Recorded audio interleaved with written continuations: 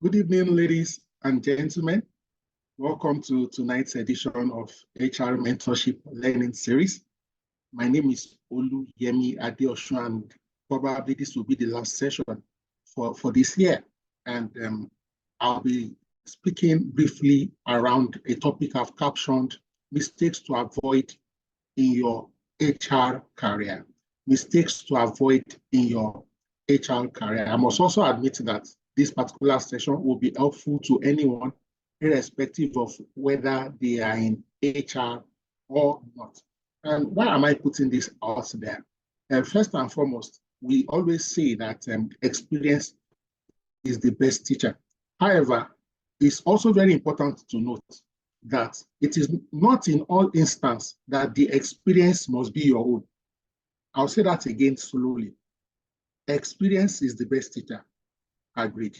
However, the experience that will teach you must not necessarily be your own personal experience. Now, in the course of my journey as an HR professional, I have made some mistakes personally. In the course of my journey, I've also seen friends, colleagues, HR associates make mistakes. Sometimes too, in the course of my journey, people have reached out to me privately, publicly, to seek advice and counsel on some of the mistakes they have made. Now, some of these mistakes, as I will share with us tonight, I don't want you to say, what a stupid mistake or what a foolish mistake. No. All the mistakes I'll be discussing tonight and we will be discussing has actually happened to somebody I know or somebody close to me knows.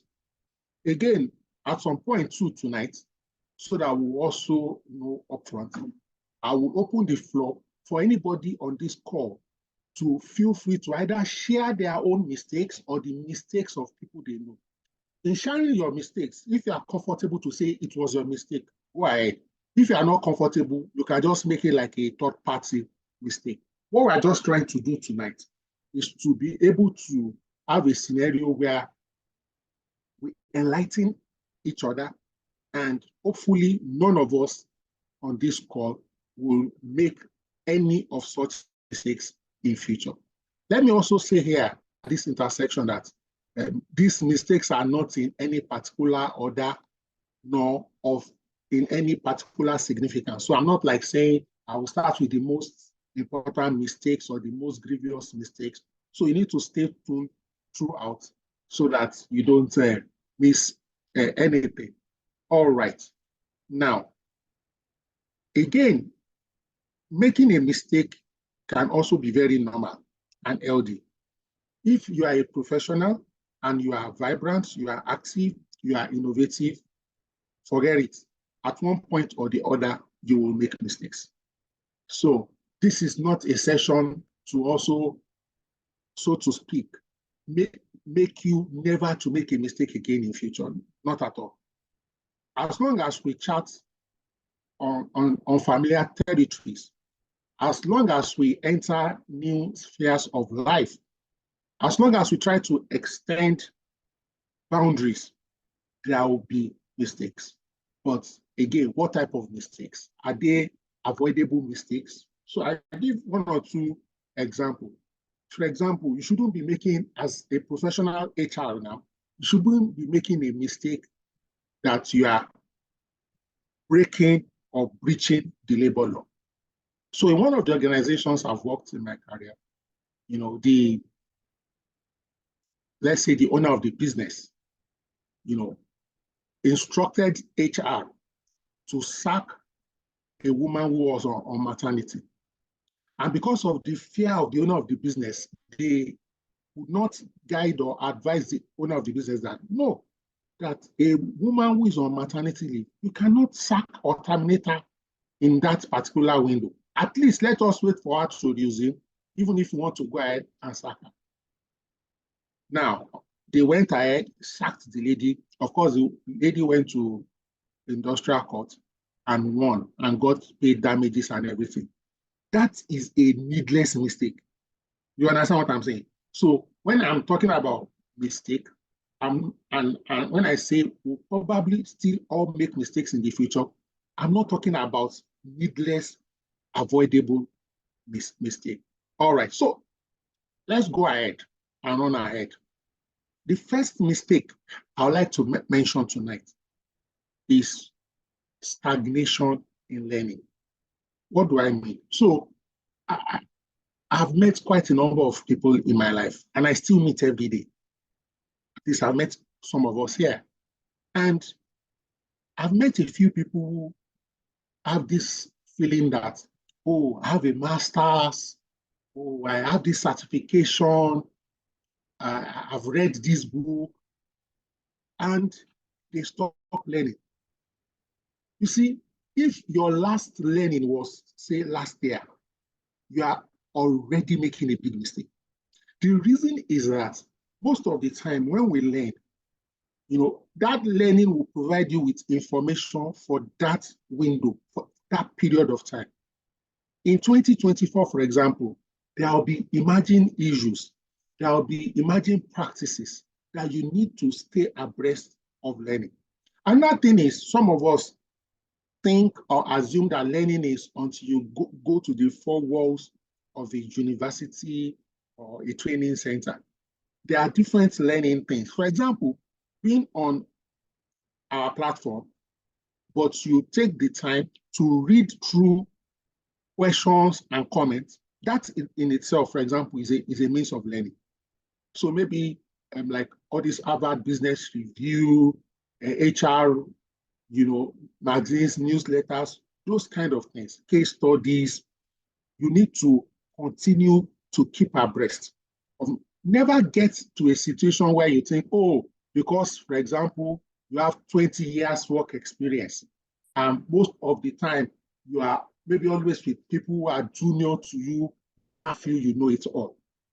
Another thing around this learning is that some people also think they can only learn from people senior to them, either in experience or age. Someone can start HR 3 months ago, and you'll be able to learn one or two things from him. So don't fail to please invest in your training and development. No matter, it doesn't matter whether you're a director, whether you are a middle level management, you have to be actively learning. Some people who, sometimes, people will try to like ask, oh, Oluyemi, what's your secret? How do you think you are doing, in quotes, great, fantastic in this, your journey? One of the reasons is because I am actively learning. Actively. Now, another one I'll quickly mention, and this may look very simple and pedestrian, but I see it a lot. Lack of networking. You see, and when I talk about networking, I'm not necessarily saying that you just be sharing your business cards all around and be greeting everybody. But when you want to grow in your HR career, you need to be visible in some ways. They will do, for example, I'll just mention random examples. Maybe in your state, let's say you're a member of Charity or Personal Management, Lagos. Then Lagos does Lagos State Conference. You don't show up. Maybe you're a member of Ikeja chapter or Apapa chapter. You don't go for their meetings physically. You don't go for their meetings online. They do national conference, for example. We did one recently in Abuja. You don't show up. You just find a way of missing. They do hangouts, parties. You don't show up. A notable HR practitioner or friend of yours is doing birthday or wedding. They invite you. You don't show up. You see, you need to intentionally be a community builder. Be visible. Be available. One of the things being active in a network of your fellow professionals, one of the things it does for you is that when you genuinely need their help, you will notice, I'm sure all of us, we are in one HR WhatsApp group or the other. And I'm saying this out of respect. Have you ever noticed that there are some people, when they ask a question on the group, maybe for 2 days, only 3 people will respond. Some other people will ask a question and 40 people will respond in one day. Sometimes that could be a feedback of your visibility. Now, I know you may want to come from the angle that, oh, are people cherry picking whose question to respond to or not to respond to? But if in the past, you've been actively responding to other people's questions and conversations, the day you initiate or originate a question, case study, you will see. So networking also means being active. Don't be what? Don't be passive. There are instances where, for example, people will reach out to me occasionally and say, Oluyemi, I need an HR generalist, HR specialist. Please don't advertise. Just call people you know. Hey, guess what? I'm only going to call people I know. And how do I know people? There are different ways. But knowing people is not just, you just send me a WhatsApp one day, I say, Oluyemi, please, can you help me with an HR referral? That won't make me know you. There are some people, for example, who, due to their sheer consistency on our mentorship training, learning sessions like this, I've gotten to know them because they'll probably come early and you will see them, they will ask questions, network, okay, be visible. I'm not talking about a service or anything. Now, another mistake some of our colleagues make is over-promising and under-delivering. And I've seen this in a couple of ways. For example, maybe from even our CV, or when we are doing interview, we talk and talk and talk, do this change management, succession planning, blah, blah, blah. And the prospective employer or line manager will now have extremely high hopes. And then they will bring you in. And in the first 3 months, first 6 months, you will be struggling to deliver. Not that you are not good, but you have, for lack of an expression, overhyped yourself. In other words, you have let management and your stakeholder have unrealistic, unsustainable expectations about you. Okay. While it is good to sell yourself, you need to also be realistic. It's okay in some areas to say, in this particular area, I am still learning or I'm still evolving and developing. Don't make it look like, yes, I'm an HR generalist, for example, and I know everything.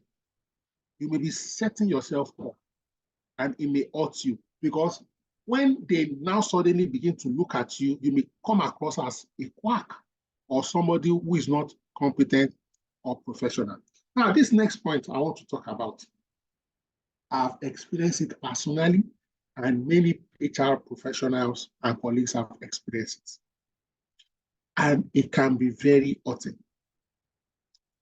Not documenting and working on verbal instructions. Now, the first part of it is not documenting. The other part is working on a verbal instruction. I'll give you an example. A friend of mine, HR, one day the MD called him to the office and told him to demote another staff. Say, so salary, step it down from 450 to 350 is not performing. That my friend, HR said, okay, sir, noted, sir. And in the next payroll, he effected the change as instructed by the MD. Now, this new staff noticed he didn't even do a pay advice, he didn't do a letter, he just effected it on the payroll.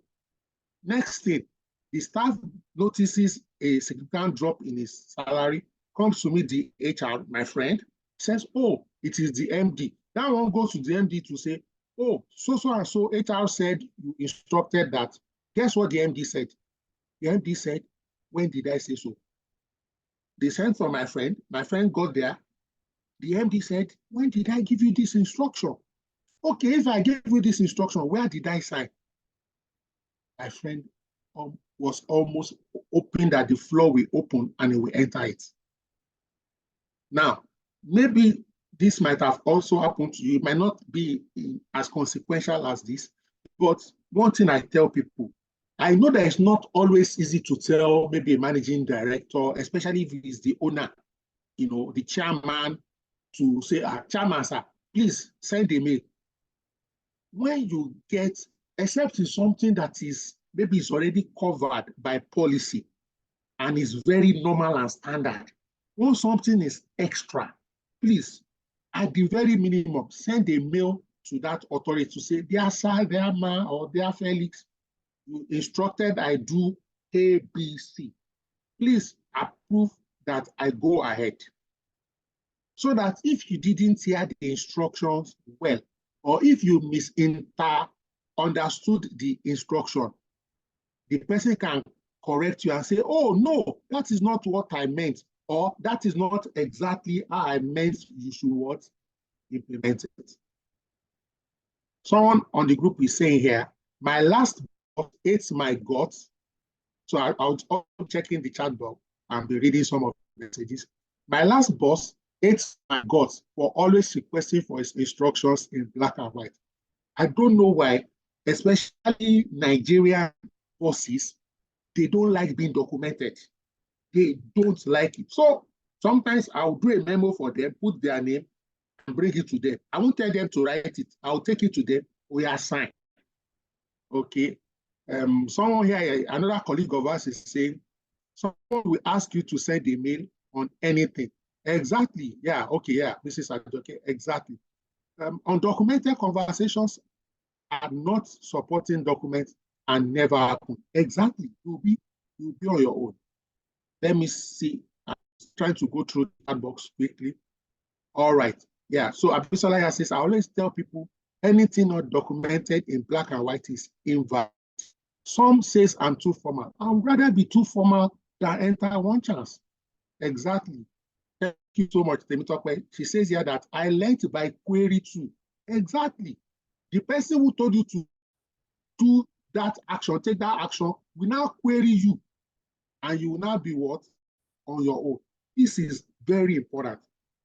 Please, sometimes some of these leaders, managers, owners, when you tell them to sign something for you or send you an email or respond to a mail you initiated as an approver, they will say something like, don't you trust me? Are you trying to undermine my authority? Please, don't be faced. I'll give you another example around this. It happened to me, but I won't mention it. Thank God I've worked in many places, so you can't guess.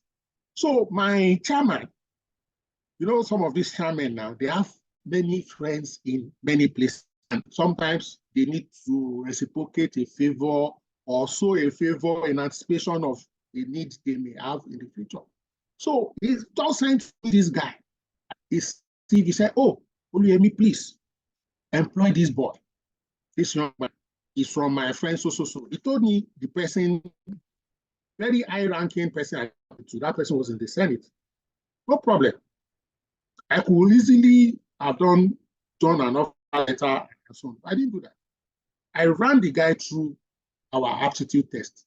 I looked at the situation, the person is more or less like an entry level, junior role. Ran the person through the aptitude test. Normally, aptitude test, the minimum score is 70.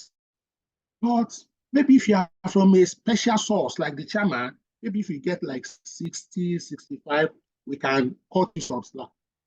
Guess what? This particular candidate got 25 over 100. I did a copy of the assessment course, attached it to the CV, gave over notes to the chairman and said, there, sir, recall you instructed that we hire so and so. In following due process, we administered our standard test, for him, and he scored 25. Our cutoff is 70. In special instances, we've taken below 70, but not below 60. You may want to approve that we hire this particular candidate as an exceptional situation. Guess what? The chairman, minutes back to me, this candidate is too poor. I will tell the person who referred it to him to also hire him if he so believes in him. Because of the level of documentation in this particular instance, I was able to get the chairman to change his mind. Now, if you had maybe just, if we didn't do that test, if we just say, if it was an interview and just say we interviewed him, he didn't appear very sharp, you know, you can say, interview him again, set up another panel. But thank God it was a written test, you know, OBJ, multiple choice, so something that was standardized. So it was very easy because the chairman actually looked at the questions and looked at his responses. It was underwhelming. It was really, really what? Underwhelming. So very important here that we document and we don't work strictly on verbal instruction. Again, we have not said that when they give a verbal instruction that you should not act on it. We're just saying you should formalize that instruction so that you can cover your track and your assets. Another thing I'll speak to quickly on mistakes to avoid in your HR career, and I've seen this a lot.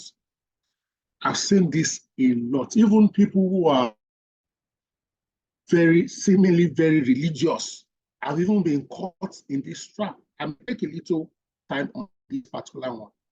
You know, false information on your CV. Now, when I say false information on your CV is just, so it's not, I'm not speaking to only CV. I'm also speaking to LinkedIn. So everywhere you represent your career progression and your career trajectory. So I will ask here, and don't be shy. If you, I don't want to use the word lie. Maybe lie is too strong. If you package your CV, you can just say yes in the chat box. I want to see if I have some honest, super honest people on this call. If you package your CV, you know, I have a friend. She's my friend. So she worked somewhere for 6 months. After that 6 months, she wasn't confirmed. And the reason was that she had personal issues with her line manager. This, my friend, is an HR.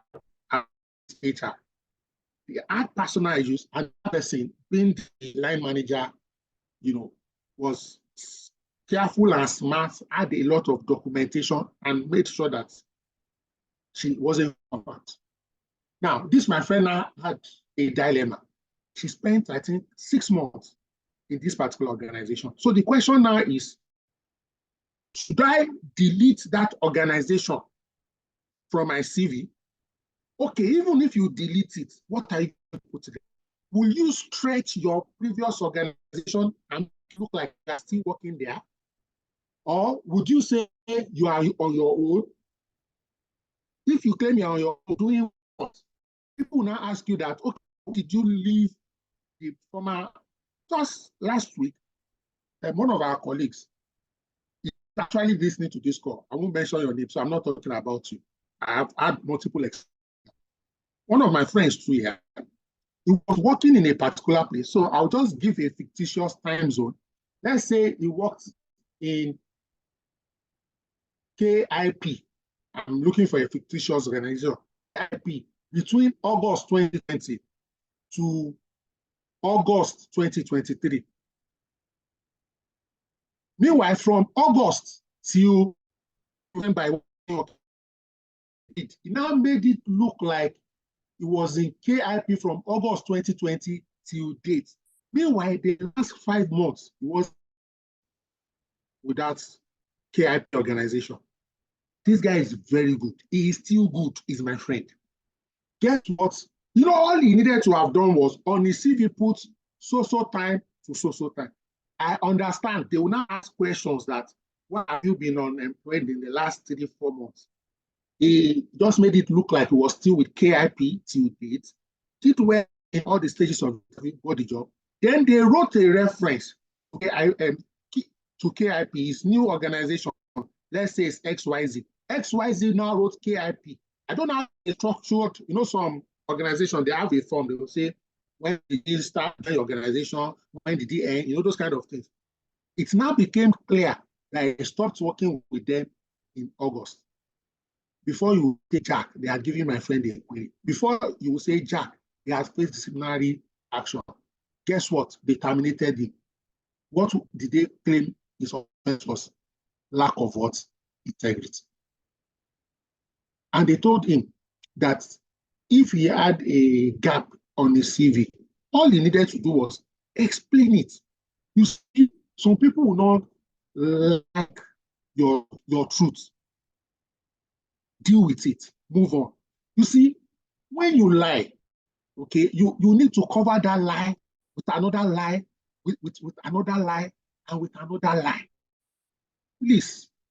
No, I know some of us might have, I'm sorry I'm using the word lie. Maybe you say you package, what are those words? Say you remodeled your CV, in fact, on LinkedIn, we optimize. See, you can only optimize something that you have substance for. You can't invent what didn't exist. Some people say, like someone once told me, you've changed jobs too often. Remove some of them so that maybe a place where I did 2 years, make it look like if I say no. If you think I'm a job, it is your belief. You have a right not to hire me because I'm a job offer. Some people will realize that because I've moved jobs in quotes so frequently, that is probably one of the reasons why I'm so knowledgeable, I am valuable. So if you say the truth the way it is, I agree it will cost you some opportunities. I'm not going to lie. Some people will not like you. But similarly, when you lie on your CV, on your LinkedIn, and it attracts an opportunity to you, and then it backfires, what are you going to say? How are you going to remedy the situation? So please, no packaging, please. No surprises. Let's be straight. If you are sacked, say I was terminated. Some people say I didn't get along with my bosses. I don't like those kind of generic answers because the next thing is, what do you mean by that? Say it without, if you are at fault in some areas, own your fault. Say, oh, this is the situation. This is what I've learned. This is what I could have done different. Don't try to just paint the third party black because that person is not facing it.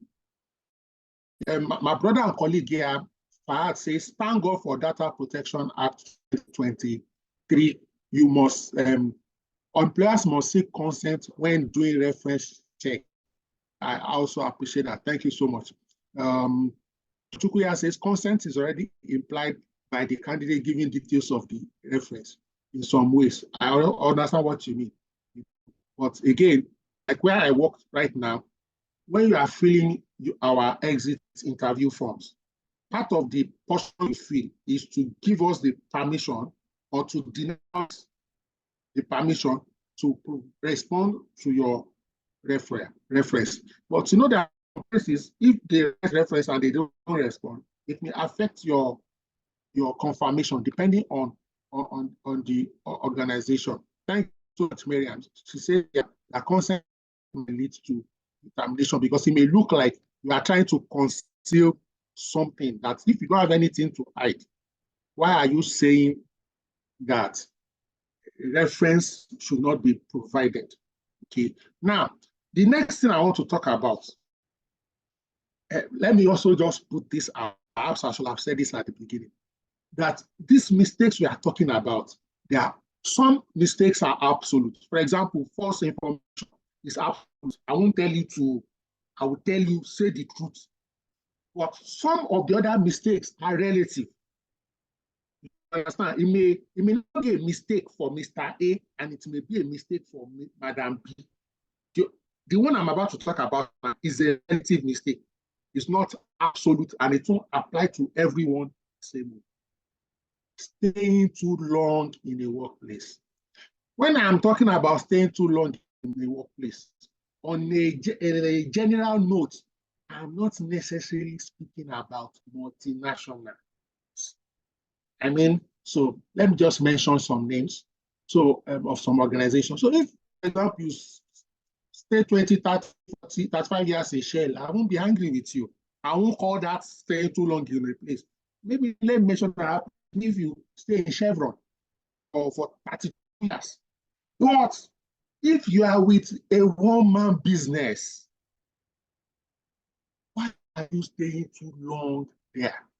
Now, I don't know, but I think in the HR Nigeria Palace, we need to create some lingos, some career lingos that we will put in HR. One of them is C finish. Please, who can help me explain C finish in English? Now, let me try and C finish. You know, maybe you've been in HR, maybe for just hypothetical, maybe 8 years, you are deputy HR manager or something. Then the head of HR will open up. Guess what the organization will do? They will go outside, go and bring somebody, maybe technical of number of years at par with you from outside and bring the person. If you can ask that, why don't you even interview me for the head of HR role? You will hear something like, you are not ready, you be patient, there are things you still need to learn. Guess what? This new head of HR that is coming from, with due respect to him or her, maybe the first 6 months, you are the one teaching him or her what to do and how to do it. You are the one doing the job, but they are paying that person. But what is the problem? It's you. See finish. I'll give you another example. You know, again, I was working somewhere many years ago, many years ago. So I was having my CEO. She now mentioned one of our colleagues, not in HR, in another department. I said, Oluyemi, so and so is an example of a loyal staff. And I looked at her. So one of my weaknesses is that I'm still working on that weakness. It's not easy for me to conceal my feeling. If you know me, and you're looking at my face, you will know whether I agree with you or not. So my face, as usual, betrayed me. She now said, Oluyemi, it looks like you don't agree with me that so is loyal. Oluyemi, speak freely with me.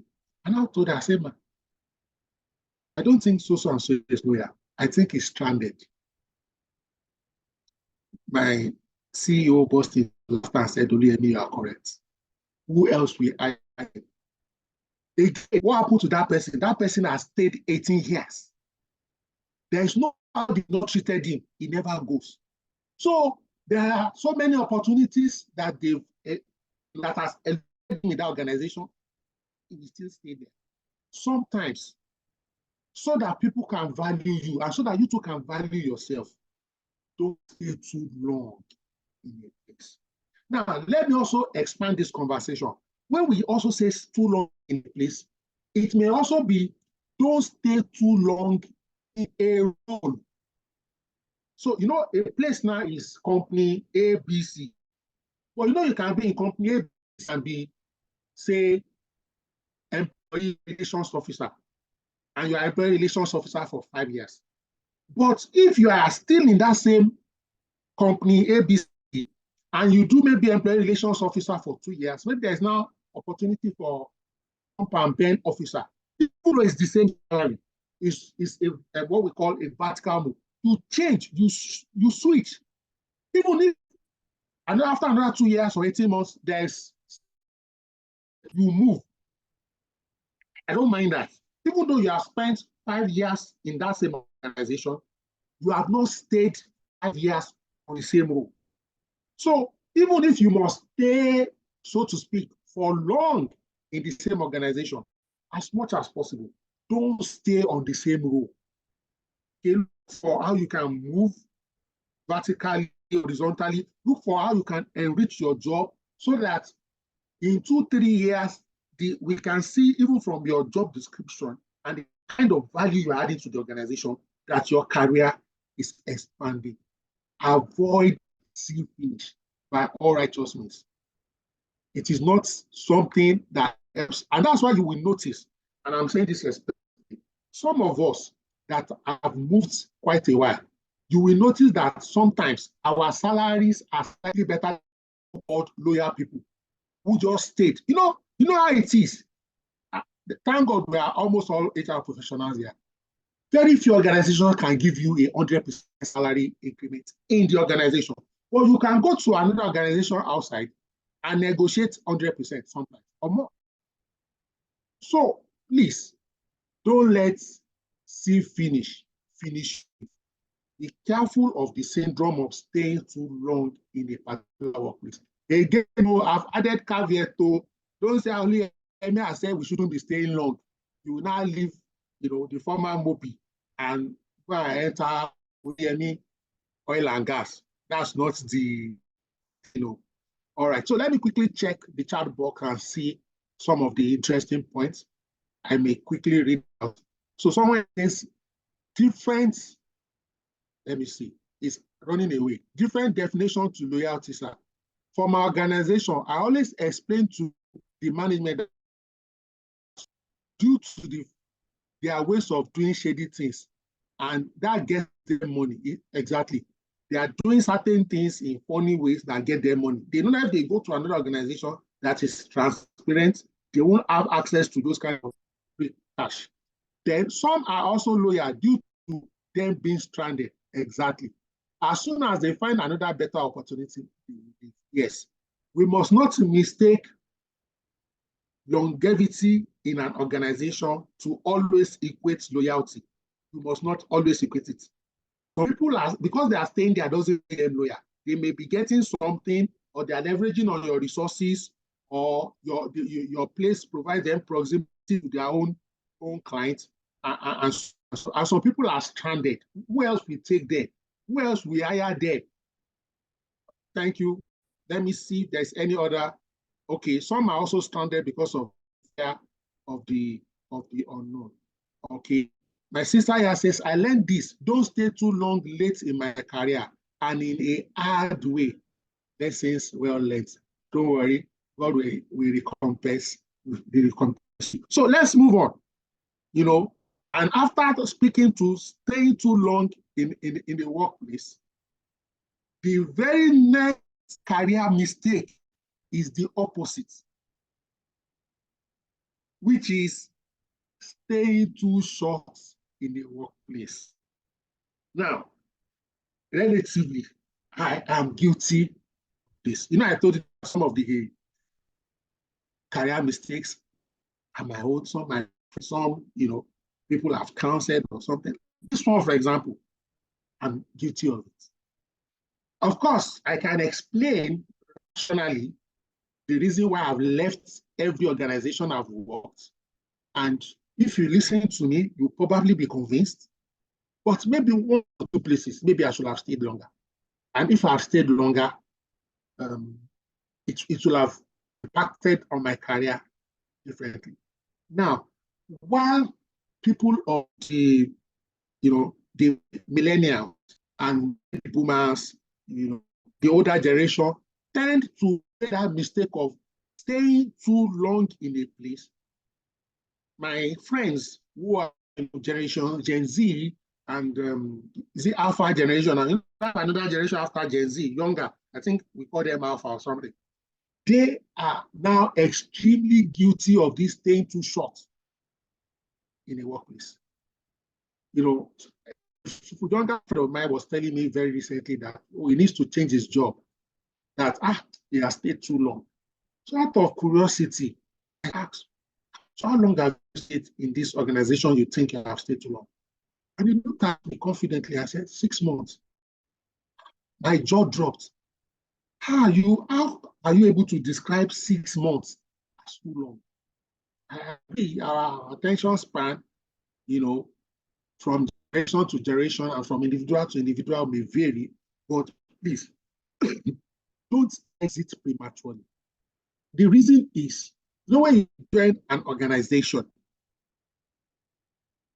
to be honest, except if you are extremely prolific and proficient, sometimes between the first 1 to 3 months or 6 months, in some instances, you are still learning the ropes. And just about when you, so to speak, have got a grip on the rope, then you throw in the towel and move to the next organization. It's sometimes when you are too short in a place, what you think you know, you've not really learned it.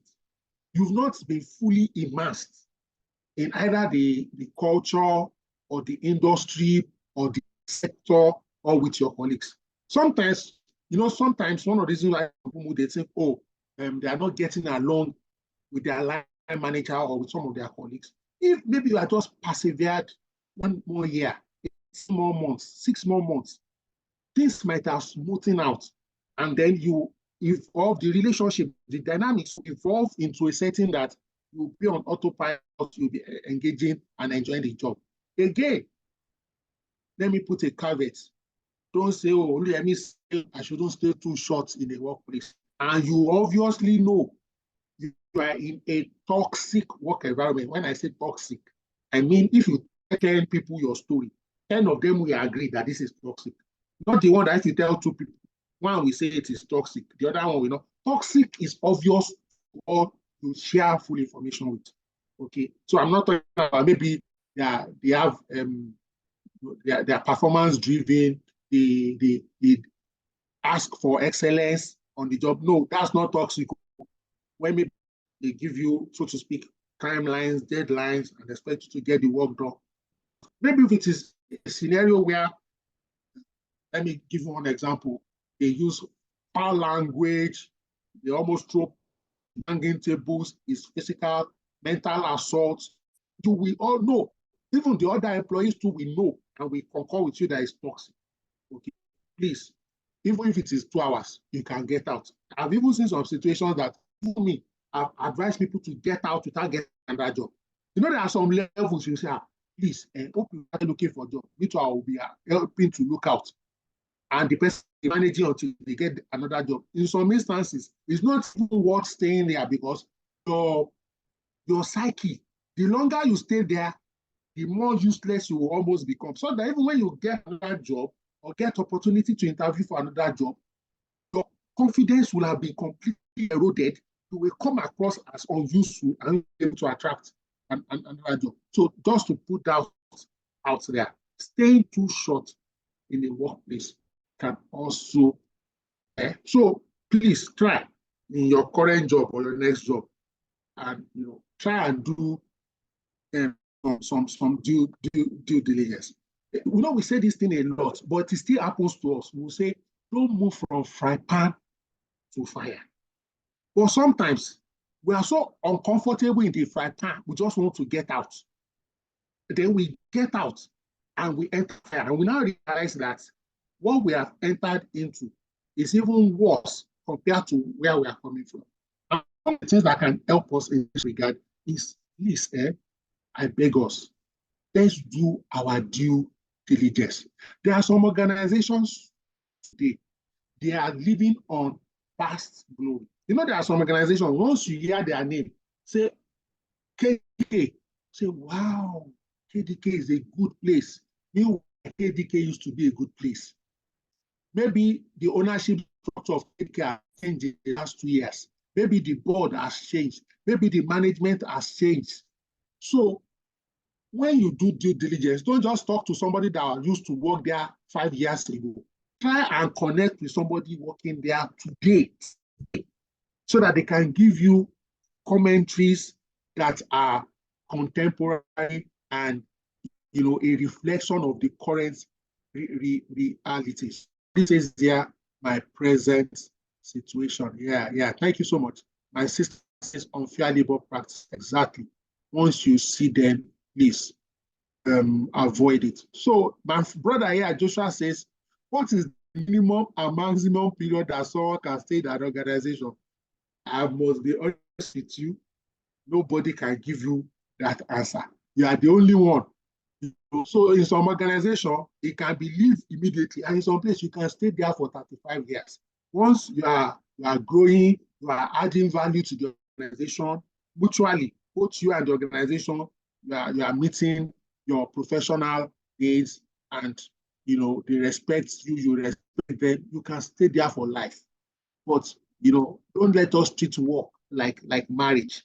Don't guilt trip people, who are not able to stay based on professional professional reasons. Sometimes when people get very compelling opportunities that it will almost make sense to ignore.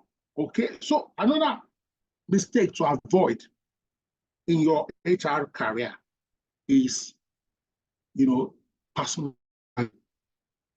neglecting to cultivate a personal brand within the HR industry through your top leadership, engagements, or contributions to HR communities might limit visibility and opportunity. I'll give you an example of this personal branding. Very simple. So there was a particular training I went for. We were like 13 in the training. And as we started the training, so it was a 5-day training. By half of day one, so in that particular training, what is that you don't sit anyhow or anywhere you like. Before your arrival, they will have tagged your name on your seat. So you would not maybe sit with who you want or who you like.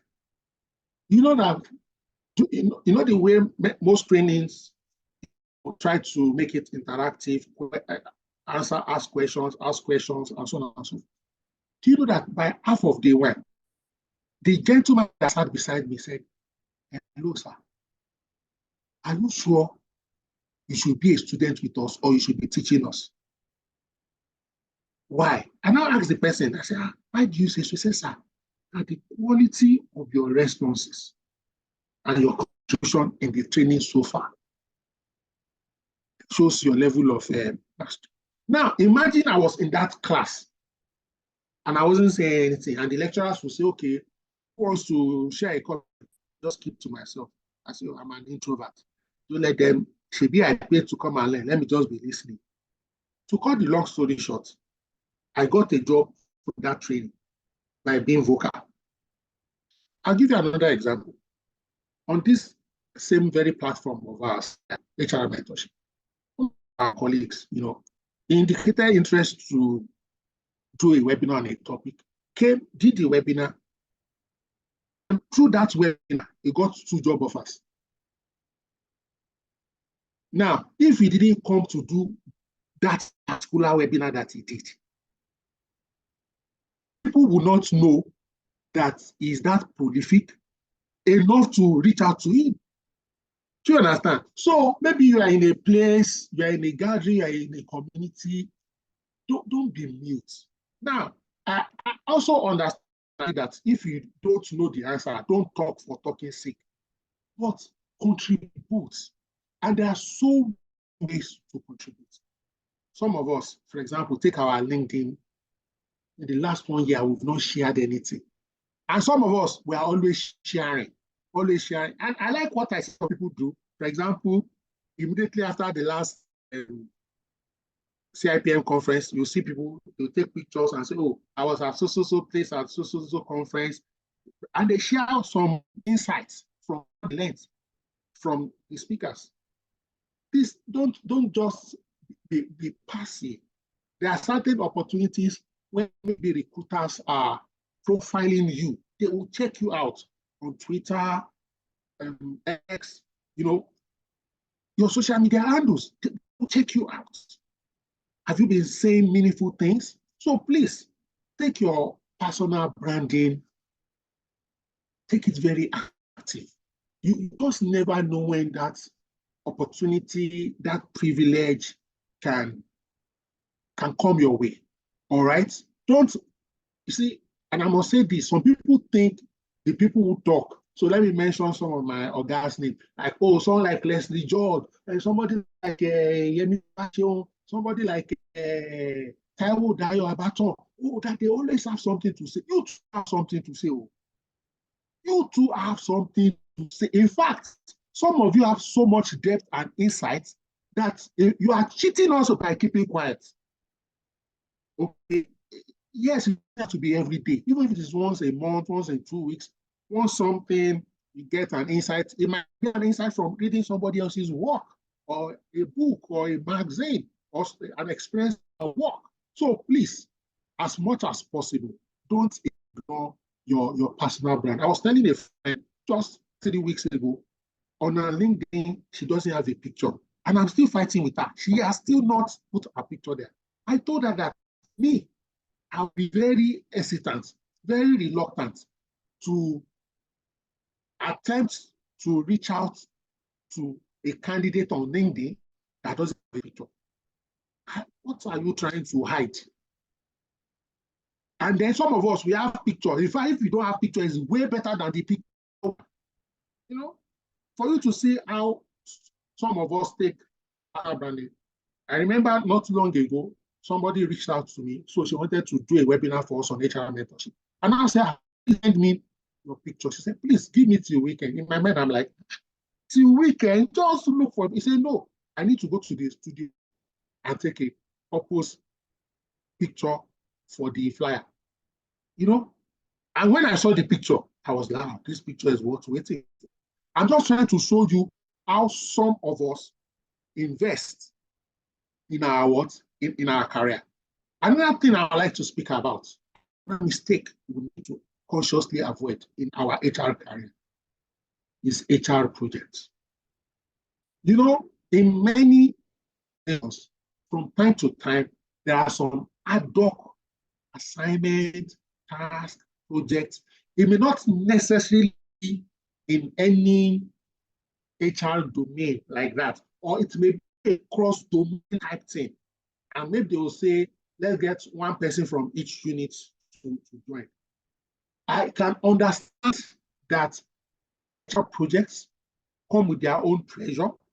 I understand the fact that most of the time, when you are involved in HR projects, your primary KPI is still there, which you must deliver. So HR projects sometimes stretches your personal time. So maybe for the window you're handling the project, you may need to work extra hours or weekends, or maybe it's 3 months or 2 months or 6 months, depending on the time. But sometimes during these projects, you may discover new capabilities you didn't know. You may discover insights into new areas of HR you were not paying attention to. You may be able to unlock new capabilities and develop new strengths and competencies. Some projects, for example, that I've been involved with in the past, I remember there was time we did a culture project. In fact, we had to even involve people from outside the HR space. And we had to have people across all the 4 generations in the workplace. I learned a lot from that project. Another project, for example, I've been involved with in the past, you know, I was in an organization that used to be a public organization that became public-private. And we now had to move from manual to automation. You know, the change management process, all the things we needed to do. Was it a lot of work? Absolutely. Please don't, and by extension, sometimes it's not just HR projects. Don't always be in a cocoon. Maybe they're doing like some organization, or maybe they did end of year party, they co-opt you, you run away. You may be shocked that participating in being a part of the end of year awards or end of year party can be a bridge to another thing. You may do something so well, a C-level leader in that department will support you, because sometimes projects and other activities in and around HR can be the platform you need to project you to your C-level or to a party. There are also some projects that maybe you are working with vendors, and from there, new opportunities can unlock. The next mistake I want to talk about, in fact, is one of the biggest mistakes. Colleagues, esteemed colleagues, professionals, seniors in the house, this mistake is one of the biggest mistakes. You know, I'm a Toastmaster, and what we say in Toastmasters, we say feedback is the breakfast of champions. In Toastmasters, everything we do, we provide what we call evaluation and feedback. So, for example, you give a speech and somebody gives you a feedback. You play a leadership role, somebody gives you a feedback. Feedback, the concept of feedback is also maybe you do a project or a task as part of the project plan, there's always a phase for what? Feedback and evaluation. For people in the NGO space, non-government organization, they call it monitoring and what? Evaluation. Now, I know that organizations are structured to have some feedback sessions, maybe monthly, quarterly, biannually, annually, as part of the appraisal sessions. I'm not talking about that. I mean, you as an individual, reach out to all your stakeholders, if possible, 360. So the feedback I'm talking about, I'm not talking about the feedback instituted by the organization. I'm talking about feedback that you convert. Imagine you meet your line manager. Of course, look for a good time. So don't go and meet your line manager first on Monday morning. Asa or Ma or Kelvin, I'm here for feedback. No. You know all these stakeholders, you know the time they are ready to relax. Some it may be lunchtime, some it may be towards closing, some it may be in the morning, depending on your rapport with them. And go and meet them and say, oh, Felix, I've been working with you on this project for 1 month. I will honestly want to have your feedback on what I can do.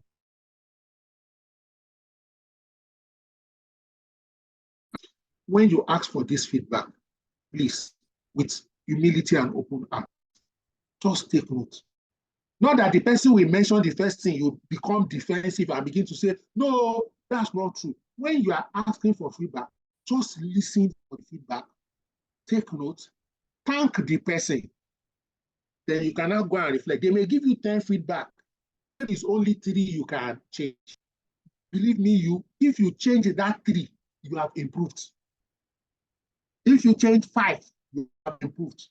And when I mentioned earlier that as much as possible, do 360, so that you talk to people above you, talk to people maybe that are your peers.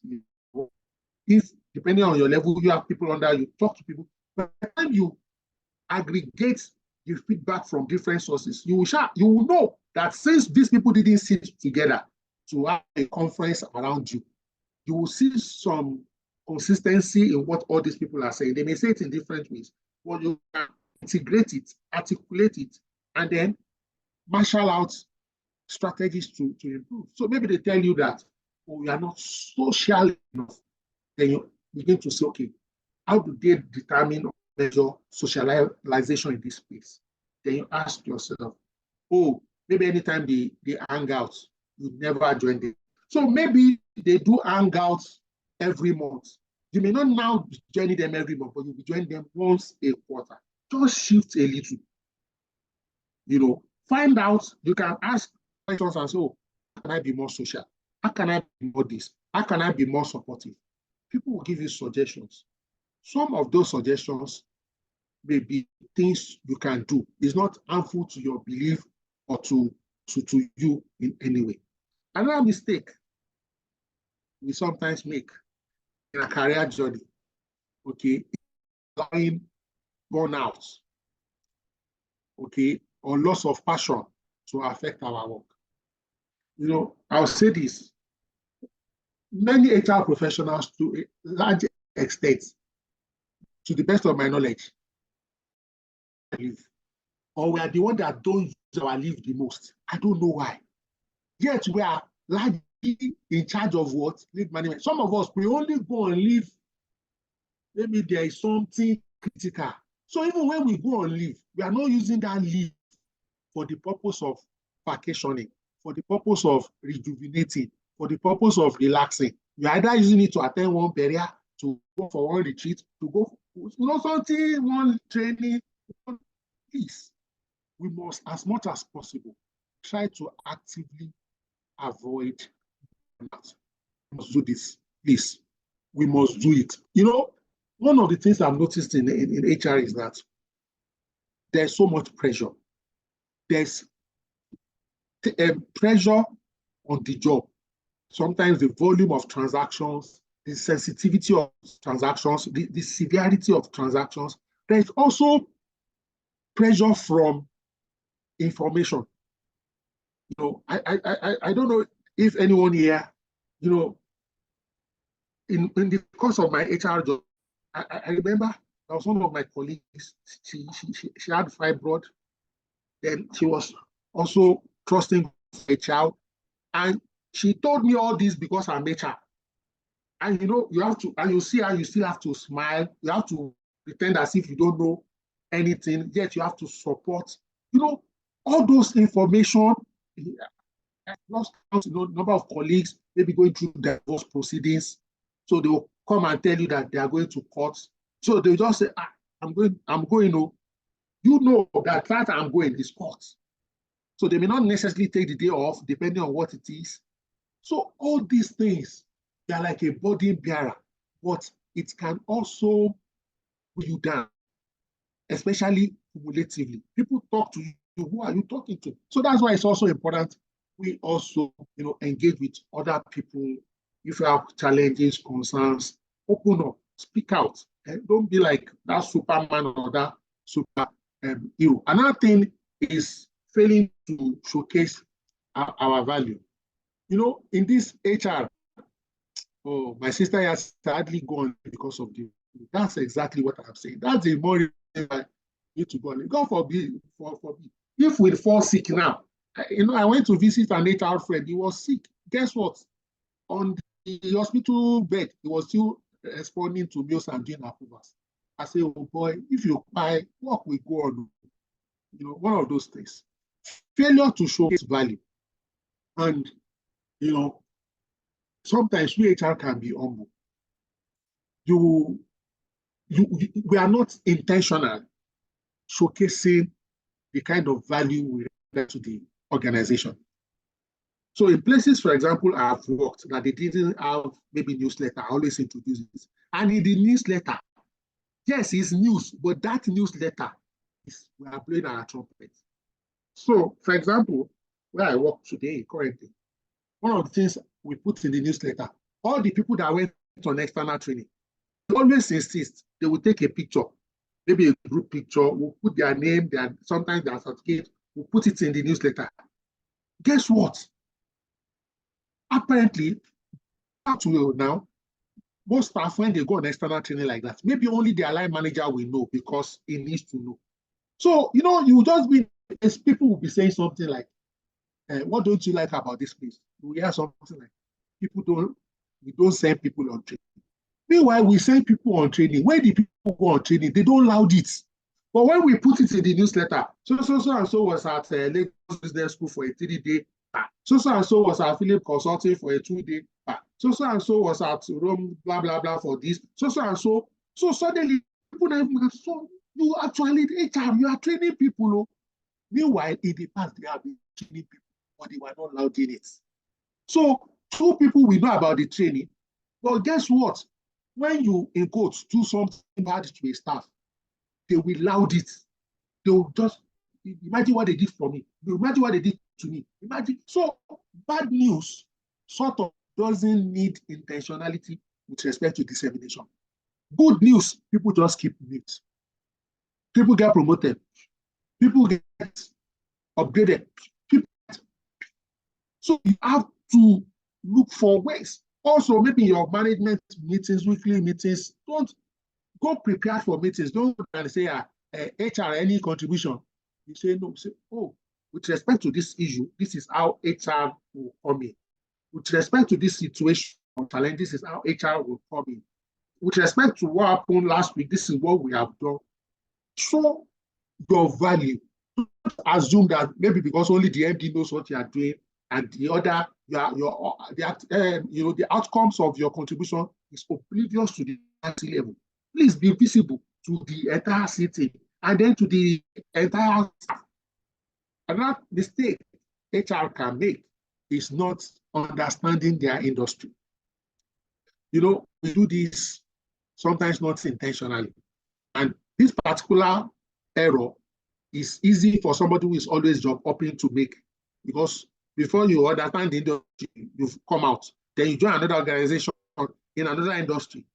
Please, without a solid understanding of the industry landscape, it may be challenging to make informed decisions and implement effective strategies or provide guidance to both employees and employees. And I always urge and encourage professionals. Make friends with HR in your industry. Reach out to them. Try and get personal and friendly. Invite them, do a get together or something. So in your sector, because it's not every time that you can and should rely only on your organizational history and organizational knowledge base. Sometimes you need the industry base, because some of these employees also, they've moved in between organizations in the same industry. So when you have a challenge, you don't necessarily need to provide too much detail. But when you seek counsel, sometimes they may reinforce your existing position. You're able to do it with better conviction, and you can, add better value, knowing that maybe there are 10 key players in your sector, 7 are doing something similar or operate in a similar phase. This one may shock you. It looks simple, but I've seen this. HR people, don't let me say many, let me say some, so that I'm safe, since I have the data specifically. Some of us, we don't have a career plan. HR, we are busy planning the career of other people, but we are not planning our career. I don't know if you've seen this before. When in an organization, for example, you say, show the succession planning, HR will show you the succession plan for all the departments. There will be no succession plan inside HR. I don't know if I have any witness in the house.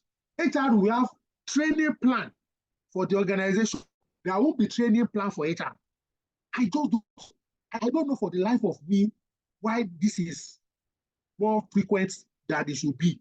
So we will be doing things for other people. We'll be doing team building for sales, for finance, for engineering, but no team bonding for HR.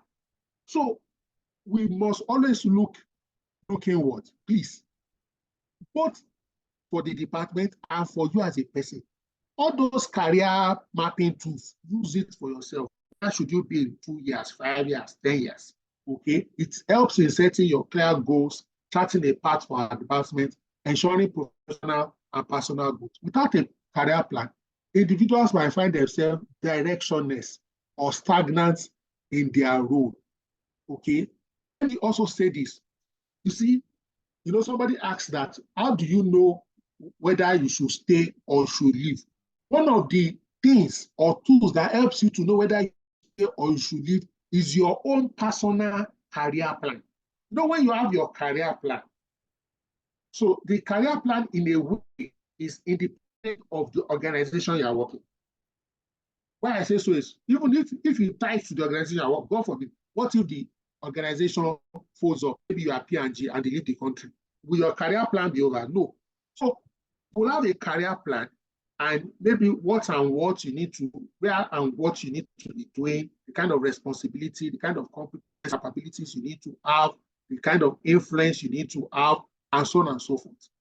As you are tracking your career goals, if, for example, you get another job opportunity and you look at it, this your career plan, it will be clear whether a career opportunity is a right move or a wrong move. So you are not just saying, oh, this new opportunity, they will pay me 200,000 naira more, they will pay me 1 million naira more. No, it is not how much. In fact, sometimes if you are following your career goal, you can take a pay cut together. So please, it is very fundamental, very germane that you should have your own career plan.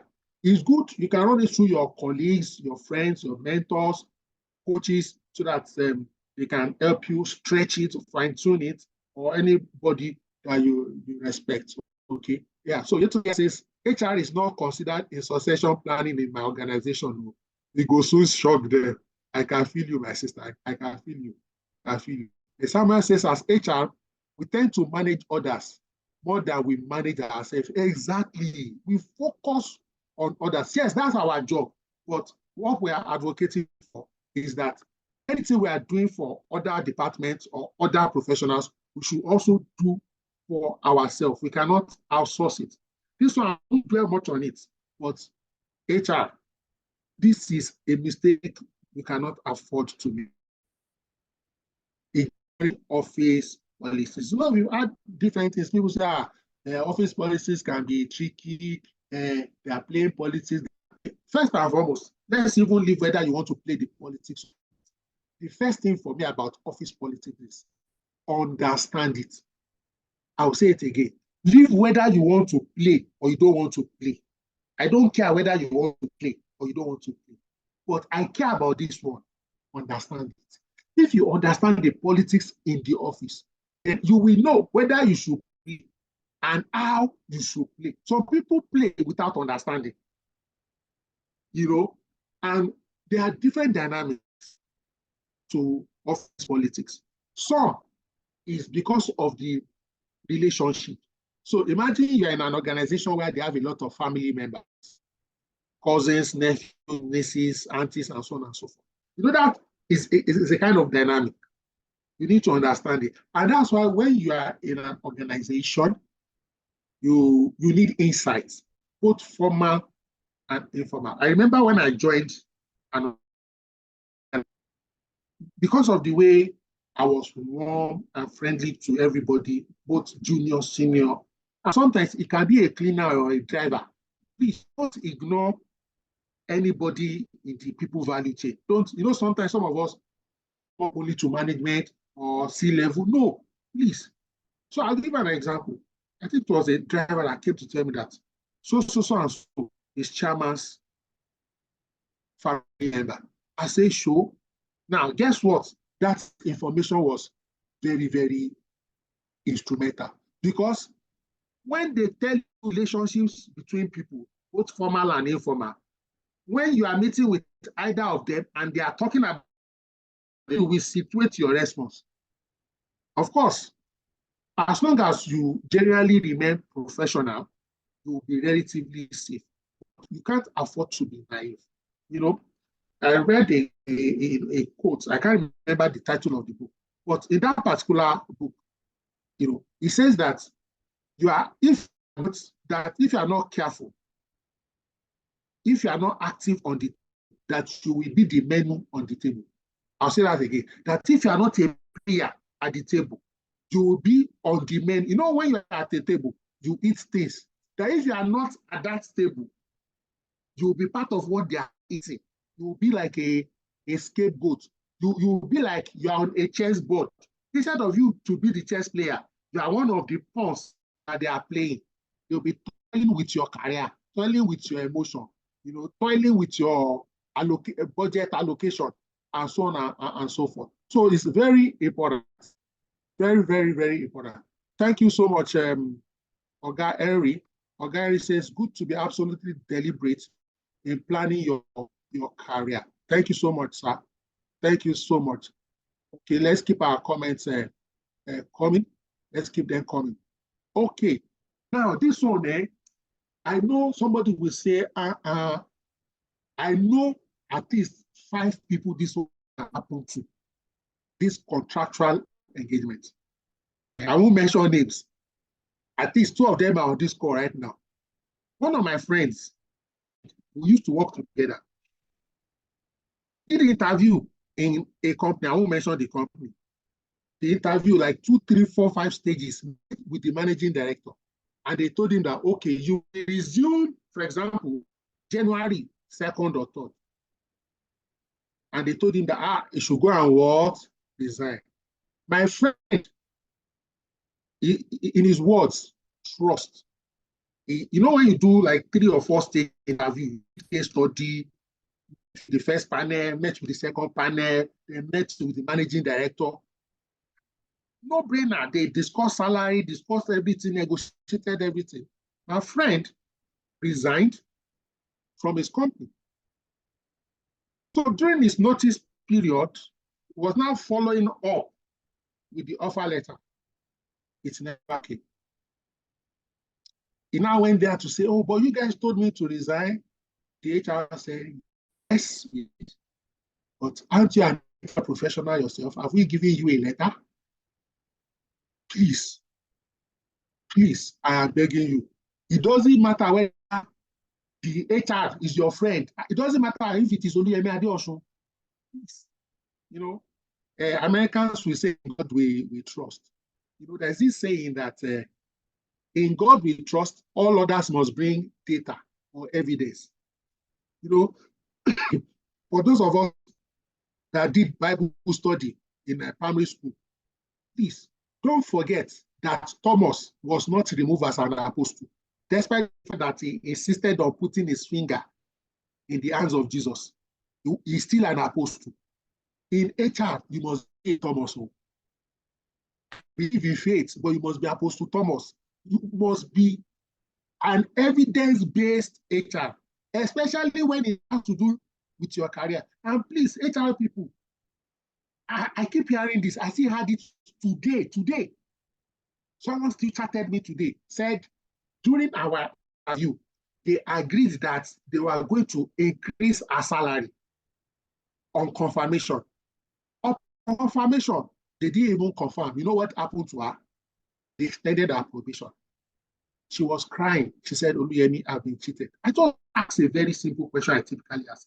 Sorry, during that interview, when you discussed that they will increase your salary upon confirmation, was that clause inserted in your employment letter?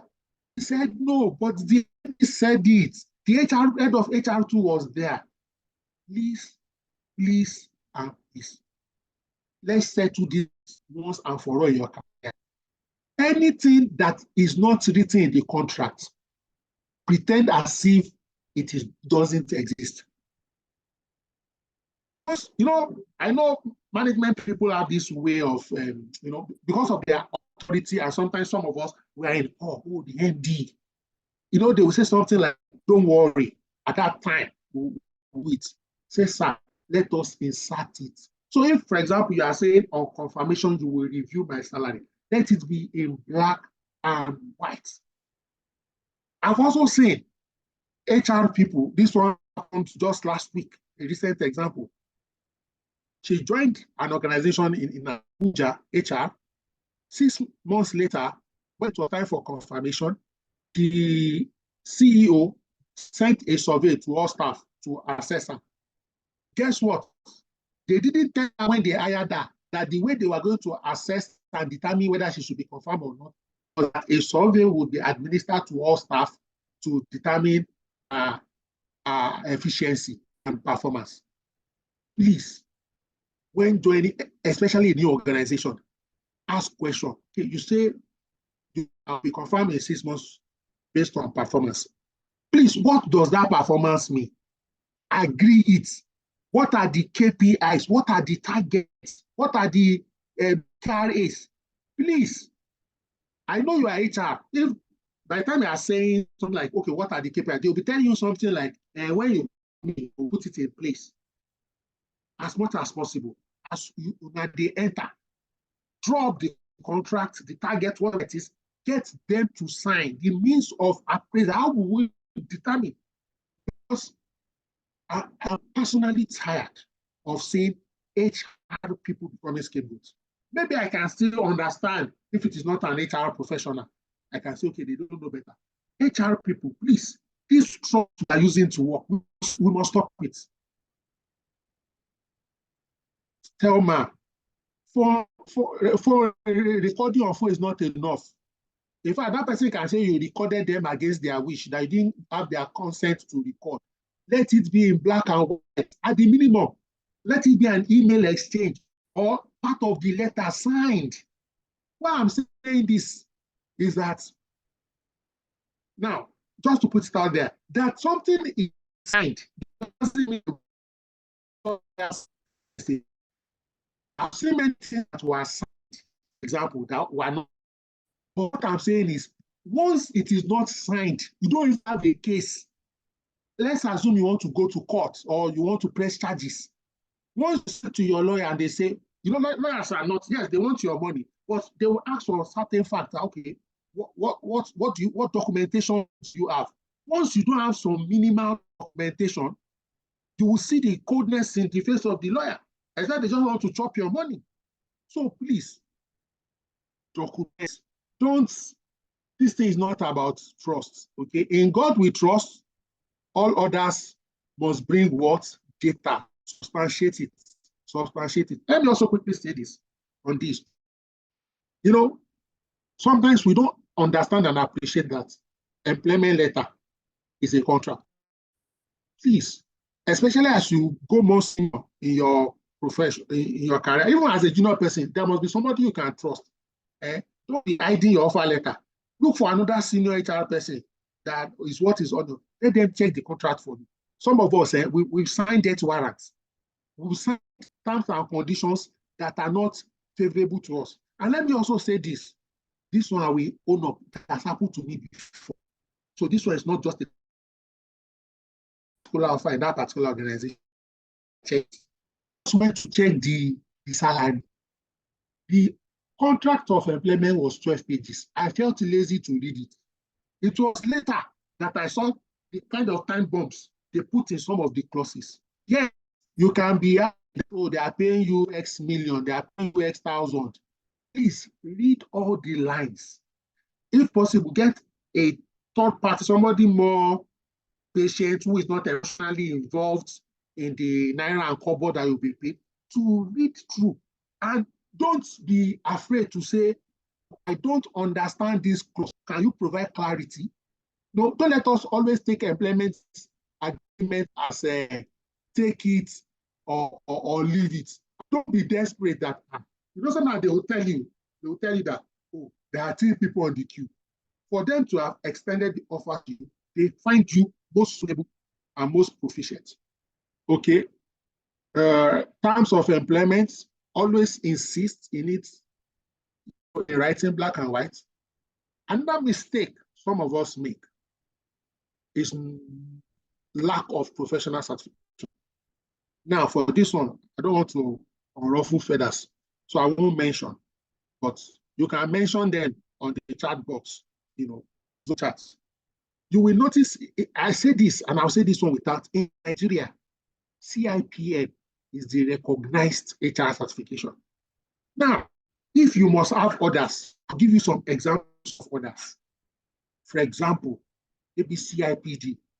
For example, SHRM. For example, HRCI. Don't go and be getting all these funny certifications from Nigeria. I don't understand. It either, and I'll say it very quickly. I ask, because some people chat me privately and say, Oluyemi, what do you think about this, in quotes, HR certification from Nigeria? I will ask, if you check 10 organizations that advertise for HR roles, 10, did any of the 10, and when I say 10 organizations, I'm not talking about all these real estate firms. No, I'm talking about tier 1 organizations. I'm talking about organizations of timber and caliber. Do you understand? So don't go and look for one real estate firm or this something homes. No, those are not the kind of organization. Check 10. So they can be old adverts. Check maybe 5 if you don't want to do 10. Did any of the 5 tier 1 organizations that advertise for HRO include that body? I don't want to mention their name or their names. If you know their name, type it. Did they include that body as part of the requirements? You will most likely see CIPM there. In fact, you will see CIPM. And maybe international. Please, I know some of us, and CIPM has made it even easy. If you have, for example, 7 years experience and above, and you don't want to exam, there's practitioners routes. There's executive route. Don't just go and waste your money on something that doesn't have value. And what you don't know is that there are some certifications it's better not to even have them. Because when you have them, it casts a shadow on your reputation. Okay? Another thing is, and I'll say this respectfully to some of my friends, there are people I met in this HR, they are still ACIPM. They were qualified 5 years before me. Upgrade to MCIPM, upgrade. Don't look at, a friend of mine told me, said, Oluyemi, do you know I have not upgraded? I said, why? He said, annual due will be more. I said, bro, how much is the extra 2,000? You are bigger than that. If some of us, we should be fellow, upgrade. You see, when you upgrade, it shows your profile is rising. When they call you member, full member, MCIPM, and you have, it's different from when you are ACIPM. you now know that your threshold for error is even less, that you must bring capacity to the table. Okay, very, very, very important. I hope I'm not offending anybody tonight, but this is a good opportunity to put upgrade of your CIPM status in 2024. Okay. Yes, Mr. Henry Onoako says, being part of a recognized HR professional network has immense benefit. Thank you so much, sir. Yetunde says, I am on the table of upgrade. Yes, Yetunde, I'm talking to you. I'm talking to you. Yes, upgrade, please, upgrade. There's writing some different names. There are special names. I hope it's not your daughter that is helping you with those names. But thank you so much. Becky says, scrutinize and ask questions. Never in the history of employing anyone has a company withdrawn their offer because you ask questions. Fantastic contribution. Thank you so much. Thank you so much. I will keep checking the chat and reading them from time to time. Okay. This table you are sitting on, upgrade. Some of you say, let me expand it. Some of you are even only 5 years under due, 3 years under due. I remember the first time I had to contest. Half of the people who are rooting for me, they were only like 5 years under dues. That's why you need to deepen your capacity on the lighter. All of you who are owing dues, who are paid. Don't miss a big opportunity because your annual due, you are owing. And let me also make you, I've worked in a couple of organizations that actually pay professional subscription for their staff. Yet, I'll give you an example. I mentioned one. When I was in Ikeja Electric, I spent 4 years there. In Ikeja Electric, they pay annual due. So, relations. Let's say I had like 15 colleagues that were HR. Only one used to claim his annual due. And because I'm a slide manager, I have to approve. I have to call the other 12 that, do you know their problem? What Ikeja Electric will do is, you first pay, you now use the receipt for the boss. I have to turn it to a KPI matter because the organization will not pay in arrears. They will always pay the current year. Please, pay your annuals. And that's part of professionalism. Okay, things, some of us in HR, we have stayed so long, and they've been compromised by the owner managers where some of us are dealing with. We have been compromised. Please, let us sever our conscience. This one too, I'll say it very quickly. Another mistake some of us have to round up now. Some of us, we have focused much on the admin side of HR. Yes, I know that, if you follow the David Ulrich model, admin is a critical essential part of HR. But they have the business partner, employee engagement, change management. Some of us, maybe when we entered, we started with the admin there, or we focus too much on it. Please, intentionally going forward, spread your tentacles to the strategic aspects, spread your tentacles to the change management. Some of us step up our game in change management. Some of us are also slightly very good with employee champion roles. We advocate, we try and get benefit welfare, but business partnership and change management, let's stop it. The problem with admin is almost anybody can do it. Okay, almost anybody, and that leads me to the next one, which is thinking HR is for anyone and everyone. Anybody can do HR. Let me also mention this. This also speaks to employment, especially those of us changing jobs. I've noticed HR people to do this a lot. And concern for us, when we are negotiating with a new organization or a prospective employer, we typically almost always focus only on the salary. Please, that is for negotiation. Yes, I know you want to know what your net will be, but sometimes negotiate everything. Let me give you an example.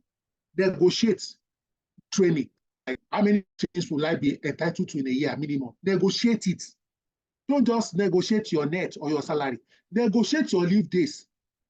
Don't just put 20 days. I say, negotiate that. Can I get 25 days? Now, you see, when I'm saying negotiating, they may say no, but at least negotiate. Negotiate, for example, hybrid. Some people say, oh, 2 days off? Can we do 3 days on, 3 days off? Negotiate, ask, negotiate. You can negotiate your lunch hour. Please, when you get an offer letter, look at it dispassionately and look at the items you can negotiate. Don't just take everything and take it or leave it. I'm talking to us as HR, especially when we are the other side, when we are the one receiving the contract. Negotiate. Thank them for the offer and say, please, can you improve?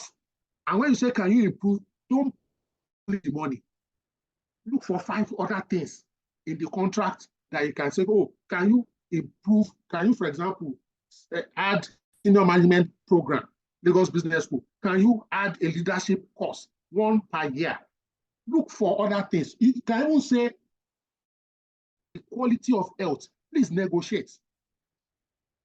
Okay, another mistake we sometimes make is approaching our CEOs, our C-levels based on sentiment. Now, I will say this, and I'm saying this very respectfully. You know, generally speaking, based on my data, in HR mentorship, we are 4,221. 72% are women. So based on the data I have access to, 72% of HR are women. It may be plus or minus, for example, from the CIPM perspective. Now, many of these women, many of our colleagues women, you will hear something like, I feel. You see, in HR, when you are engaging and approaching management, please, the word I feel, I believe, remove it from your dictionary. This is not an emotional conversation. I've not said you shouldn't feel, but what you must do for me, that you're feeling, look for corresponding data to substantiate it. That's your belief. Look for corresponding data to substantiate it. So don't just come and say, staff should need to be going on leave, or if they are not going on leave, it will make them to be disengaged. Yes, you may be correct, but look at it. How many days do we have cumulatively for all staff in 2023? Do the analysis.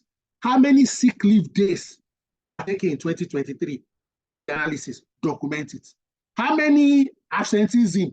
By the time you do show a table showing the leave days, showing the sick days, showing the absenteeism, you'll now be able to draw a connection to see that you will see, because you are not letting people go on leave, people are getting sick. And when people get sick, it's a double loss.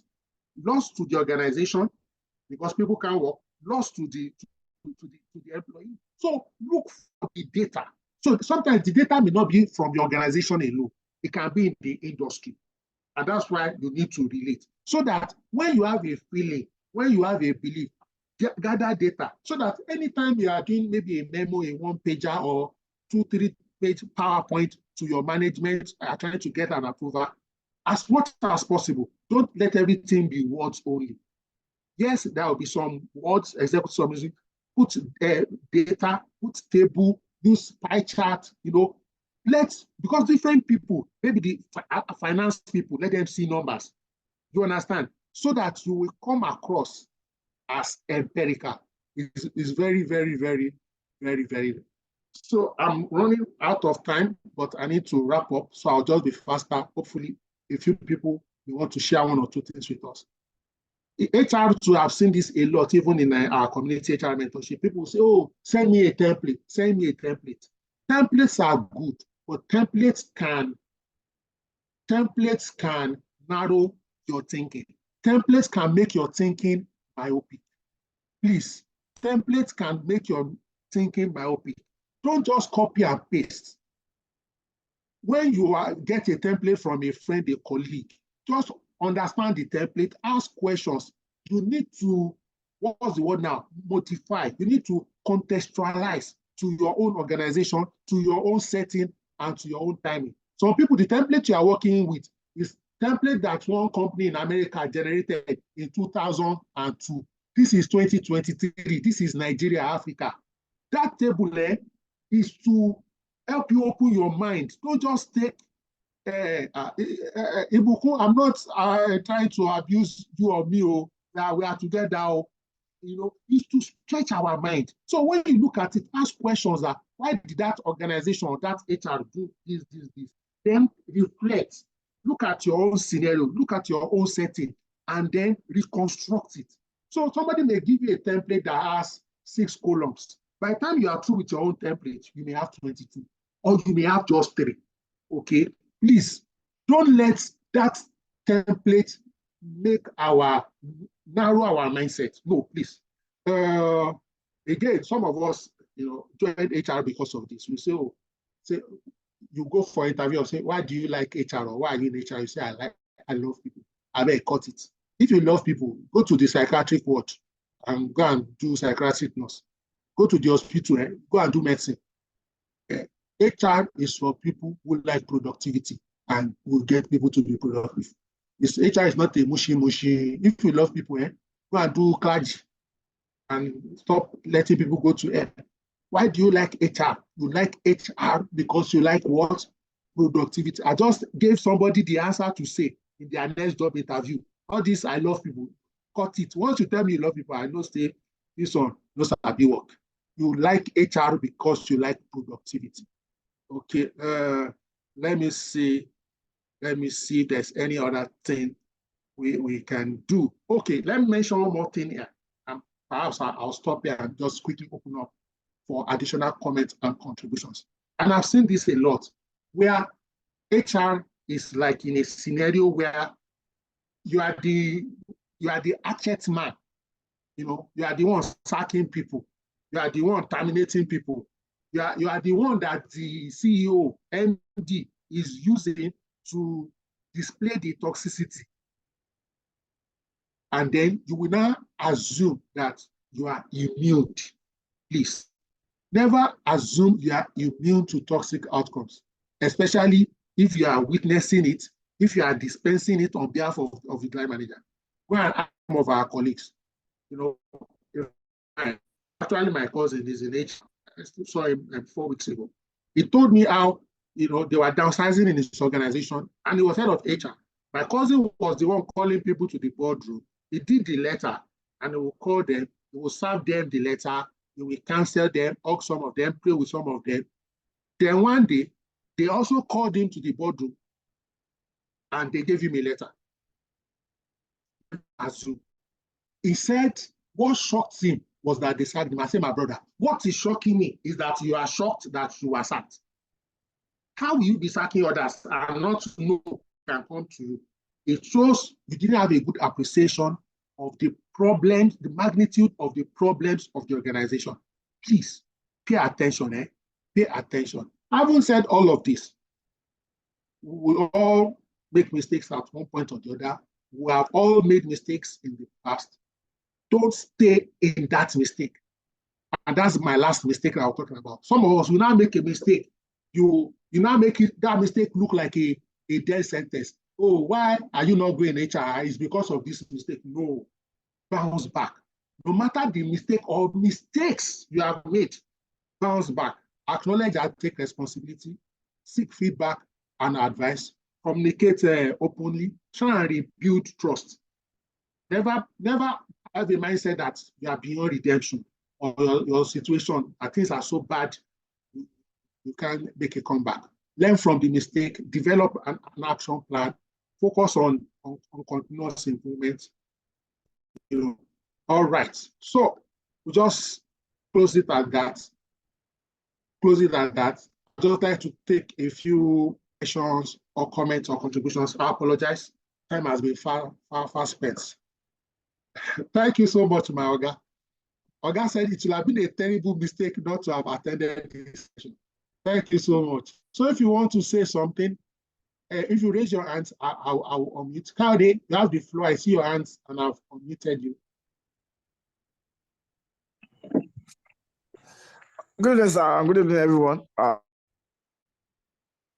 Thank you for the fantastic session. There's something you spoke about visibility and something about being on groups and being vocal. I was on a group, on the mentorship group that ran for 13 weeks. And yesterday, I got a commendation letter from the convener of that group. And what he wrote about what I did, and it's not only me, I and a fellow guys that were vocal on the group, shows me that even though I was not doing much when it comes to being active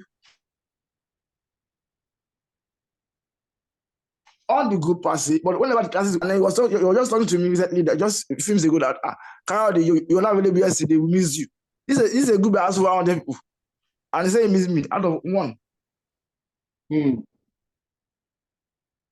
So a lot of us belong to group. I will never say anything. We belong to group, don't say anything. I'm on HR Foundry, and I was telling TD that TD, I joined this year. TD said, Kyle, you're not a new person. You joined this year, people that have joined 5 years ago, you have more part in code. There are some of those people that have joined 5 years ago. And I joined just this year, January this year. So if she that have been a commander that was on the side can say that, I have that goes also that I just joined Bible 4 months ago, and people are saying, hey, Kyle, you are doing well on those groups. So if we have platforms, we have anything, say something. Like you said, I'm manager mentorship, I don't say much, but I share books. And I've had people walk up to me and say, Kyle, thank you for the books you share. Thank you for what you do. Thank you for what you do. That is good. And let us just that a web of visibility. And somehow people will call us and say, hey, I need you for a job, I need you for this. And what you said, sir, if you know something, please share it. I did something on Saturday where I shared how to get Coursera courses on LinkedIn for free. How to get scholarship for free. I just woke up that morning and said I was going to do it. It was very stressful for me, but I did it. And I had people that I'd never known about Coursera find a way of getting scholarship for free, and they're good for it. Someone saying next year Coursera is going to optimize that thing. So you know something, share knowledge. Eventually you get in from it, and everybody better off for it. Today, I'm glad that I share knowledge, and my group and everybody, I have people that are here because I posted on my group. And I'm glad that my knowledge sharing and everything has yielded the result, tangible result that I can say, oh, this year, Kyle, they did something good. Thank you, sir.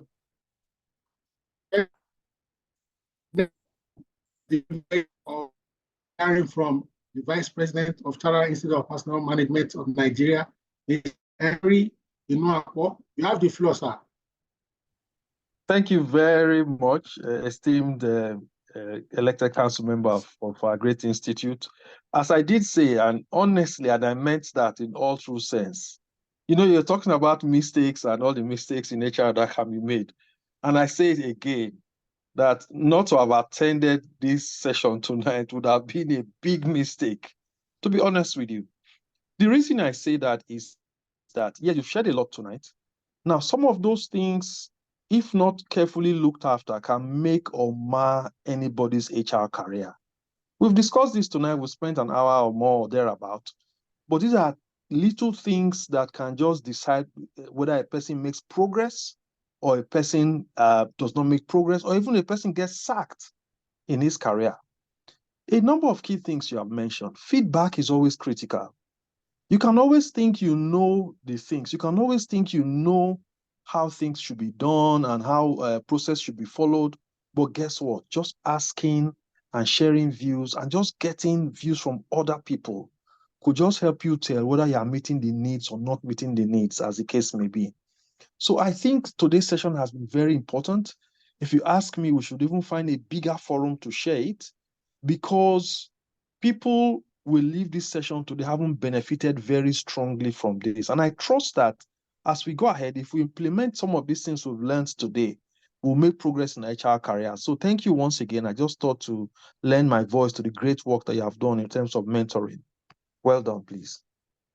Thank you so much, Mr. Vice President. Very honored and grateful that you could take out of your busy schedule to be here with us tonight. Thank you so much for your contributions. We'll take Kike Lomo Falashe. You have the floor, ma'am. Okay, good evening, sirs. Thank you for a seriously insightful session. I'm so glad. I was in another Zoom meeting, and once I saw this come up, I just switched the meetings. I'm so glad I didn't miss this. Now, my question, as it relates to the CV packaging, like you mentioned earlier, what most people are used to is amping up their CVs. But take, for instance, you worked in an organization where they just throw job titles around. Say, for instance, all of a sudden they make you deputy director or something, not really because the organization is structured. And then you found out that, like you mentioned, see finish, avoiding it, you know it's time to exit. But you know it's just name. Your deputy director on your CV is affecting, like, even because people are feeling like, this one is on a very, very high pedestal. and you change it to something like HR manager, which really reflects the role you played. Is that an issue? Should that be an issue? That's my question, sir. Thank you so much. Now, I appreciate your question, and I like the dimension perspective this question is coming from. So if I get you clearly, more or less, your official designation may demarcate you out there, and Yes. you sort of recalibrate to something that Yes. is a true reflection of what you are, so that doesn't hamper you from getting maybe advancement. So in that instance, where there will be a challenge is if you put on your CV, for example, that you are an HR manager, but in the organogram, in your contract, you are a deputy director. Now, when you go to another organization, except during the interview process, you are very upfront to say, yes, I am an HR manager, but in my organization, my official designation is. So in that instance, you have told them very early in the interview process. They've noted it. So it's not that they now send a letter of reference and then there's a discrepancy in the title. Even though in this instance, you scaled down the title, not that you scaled it up, there may be eyebrows. So if you know you have done anything like that, then the best thing to do in your first encounter, maybe interview with the prospective employer, you quickly bring the matter up. So for example, I know people who, for example, put maybe the organization August 2020 till date, because maybe they intentionally or inadvertently didn't adjust. In their first interview, they will mention that, oh, just a correction, oh, I'm no longer working with company KKTO. I stopped working there in October. I left because of, in that instance, they've made the correction. So quickly look for, before you are given like an employment letter and you sign off, quickly find a way to level with the hiring organization, the HR manager, either in writing or something, so that it doesn't come across as you are concealing information. It won't matter whether you are over exaggerating or you are understating. The principle will now be, in quotes, integrity. And you don't want to communicate that in any way, even though I hear clearly that you are trying to calibrate yourself appropriately. Thank you so much, ma'am. Okay, so we quickly take Noye Jennifer.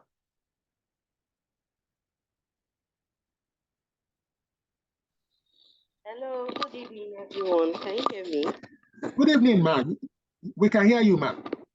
Okay, hi. Good evening, everyone on this call. Thank you very much, Mr. Oluyemi, for this great discussion that we are having today. So I'd like to ask two questions. So one would be, I know you mentioned the aspect of, staying too short in a particular organization. So in your own view, like looking at it on the average, what time frame do you feel might be too short for someone to stay? And what time frame do you think might be too long for a HR professional to stay?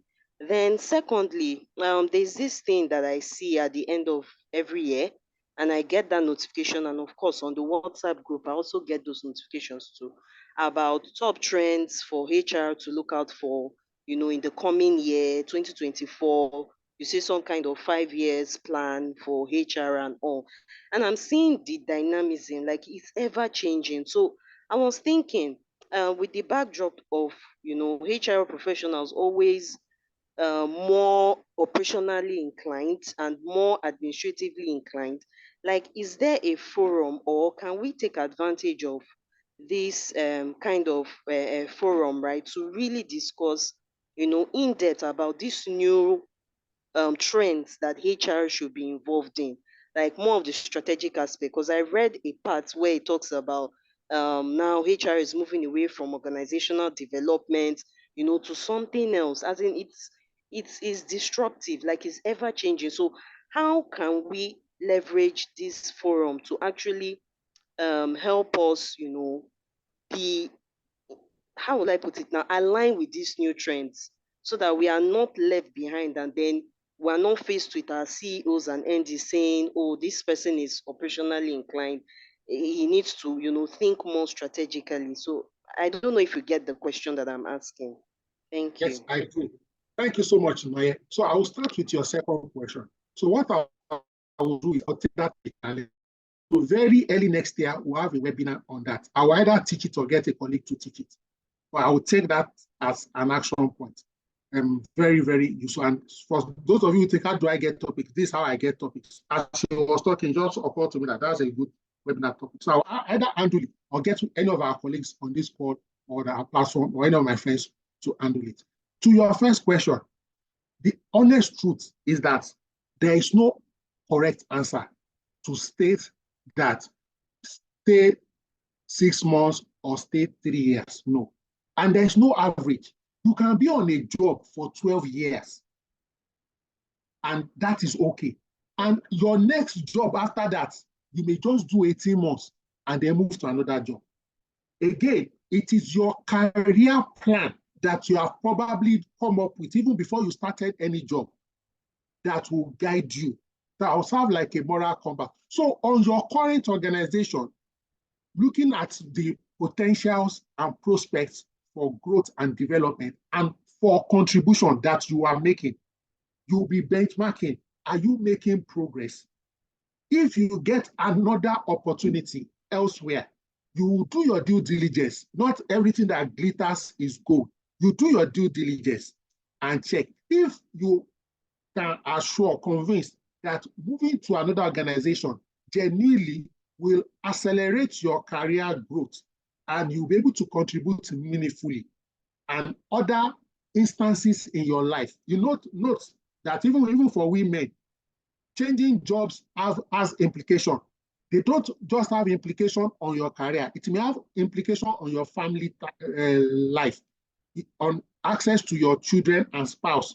Sometimes the change of job may require a geographic movement, more time in transit. So you have to look at all these parameters at time. But what I am saying is, don't be flippant or frivolous with your career change. Don't change just because they're giving you more money somewhere or more Benjamin somewhere. No, don't change just because others are changing jobs. Okay, change before you get a new job. You will know internally that your time somewhere is over. How you will know that your time is over is not because a new door has opened. Before that new door will open, you will have reconciled that you have exhausted your capacity to contribute and your capacity to grow in this environment. And then you move on. You explore options and you move on. It can be 6 months and it can be 16 years. But please gauge what you are doing and please move at the right time. Don't stay too long or too short. And it will be different from individuals to individuals. So you can't benchmark it with your friend or your colleague, please. All right. We can take that conversation offline. Next, we'll quickly take Rachel. Rachel, please, you have the floor. Good evening. Thank you so much, Mr. Oluyemi, Dr. Oluyemi. You've been wonderful. Listening to you has been wonderful. I wish I joined earlier. I really wanted to join early because of the topic, and I missed some of the key things that you said, but I have 2 questions. One is, what if you've already made these mistakes? What if you've already made these mistakes in your first 3 months or 6 months, and then you want to change up the situation, you want to become perceived in another light by your organization, your managers, and of course, other employees? How do you go about making that change without losing your position or losing face entirely?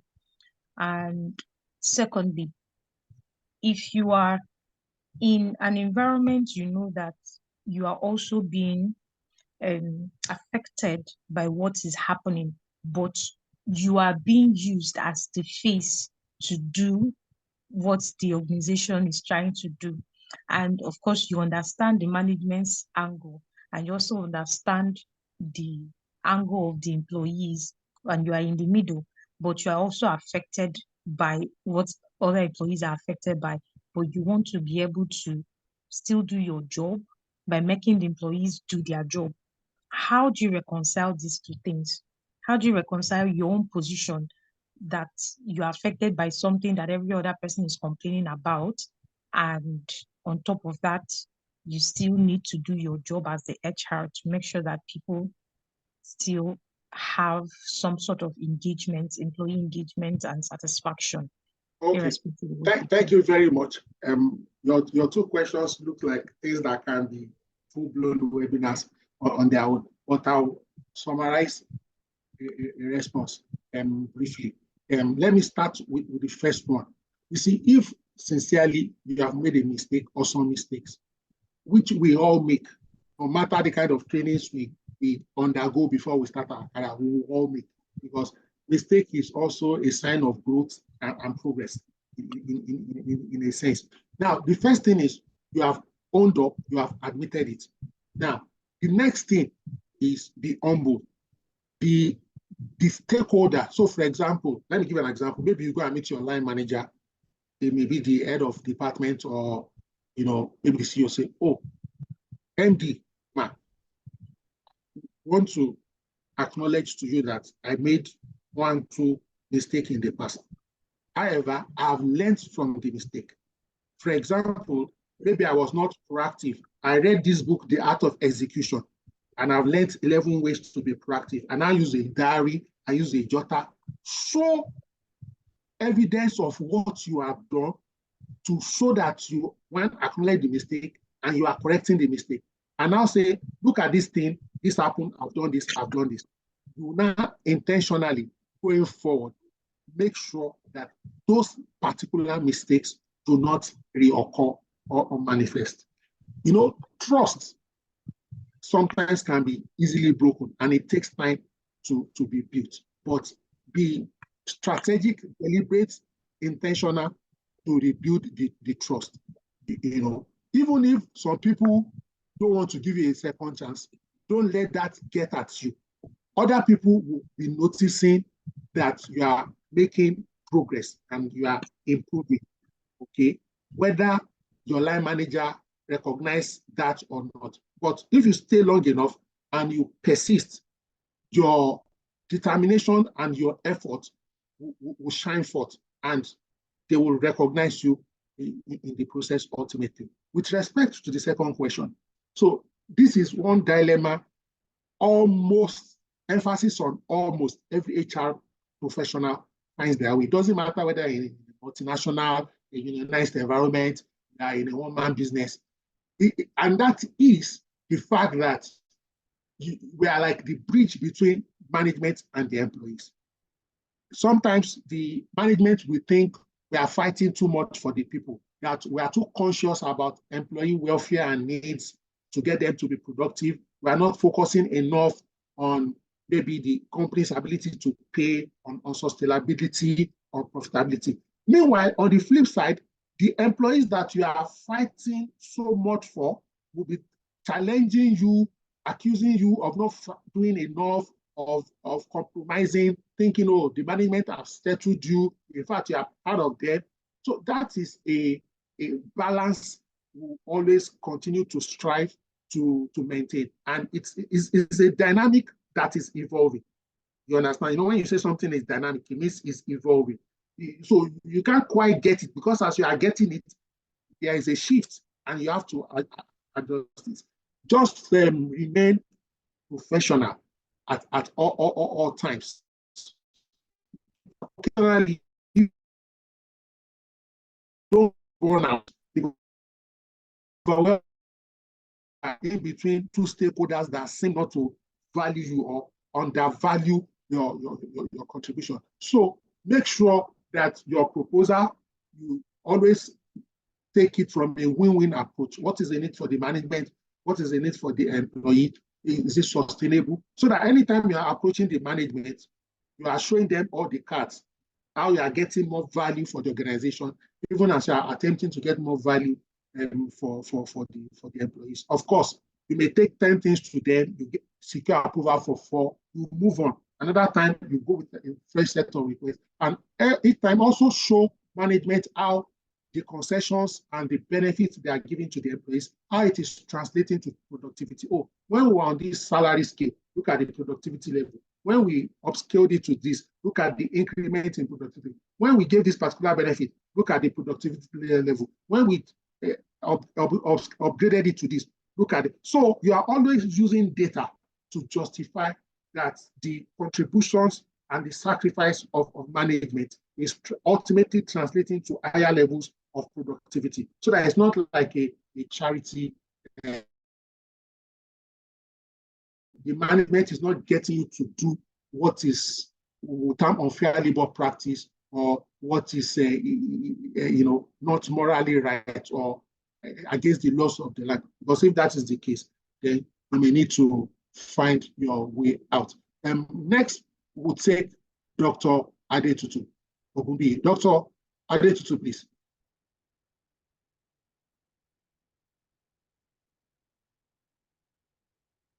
Dr. Adetutu, are you there? Okay, while we wait for her, we'll take Samuel Adetayo, please. Good evening, sir. Okay. We'll come back to you, Dr. Adetutu. Go ahead, Okay. Samuel Adetayo. Good evening, sir. Thank you for impacting my life from January to December consistently. I really appreciate this. My question is this. I actually work in an organization that is a group, a conglomerate, subsidiaries in Lagos and group headquarters outside Lagos. I happen to be the acting head of human resources in my subsidiary. In the group, we embrace shared services. So the head HR of each subsidiary has a dual reporting line to the MD of the subsidiary and also to the group head human resources at the group headquarters. The shared services expect us to relay virtually all informations within your subsidiary to the group HR. My MD expects me to conceal certain information within the subsidiary, and those information should not let out. I find myself in between the two. I don't know, probably not really because of shady deals he's doing, but he just felt certain information should be hidden within the subsidiaries. The group expects you as shared services that all information concerning the subsidiary should be released to the group. So I find myself in between the two. How do I understand this politics? Not even talk of playing it. Thank you very much, sir. Okay. Thank you so much, Samuel. You have raised a very contemporary issue that is not common or peculiar to you. And this is one of the challenges or peculiarities associated with group structure and organizations that have multiple subsidiaries or independent and interdependent subsidiaries. Now, two sides to it. First and foremost, if I was the group head of HR, I'm going to build a rapport with all the head of HR, both formal and informal. Formal with respect to all the things we are reporting and escalating, and informal to the level that you will be able to call me, for example, as someone and say, Oga or Oluyemi, this is happening. No, I'm not supposed to tell you, but I will tell you. There will be some of it. It won't be consequential in the real sense. So I will hear and do nothing. Some may be consequential. In that case, we can strike a deal. We can agree that I will mail you and ask you for it formally, so that it won't look like you are the one that released it. Or I will walk through my GMD to ask your MD, and they won't be able to consider. Hopefully, like you said, these things may not necessarily be anything shady, but some people feel it's only good news or certain type of positive information want to be releasing. Some people feel if you share your concerns or your complaints, you may appear vulnerable. And that is not the case. The group structure is there to be able to leverage from the group experience or even on other subsidiary to support in certain instances, and then to also learn from your own subsidiary and share the learnings across the group. So it also boils down to the ownership structure and the group structure. When you do maybe strategy meetings, retreats, maybe you do quarterly meetings, and you may also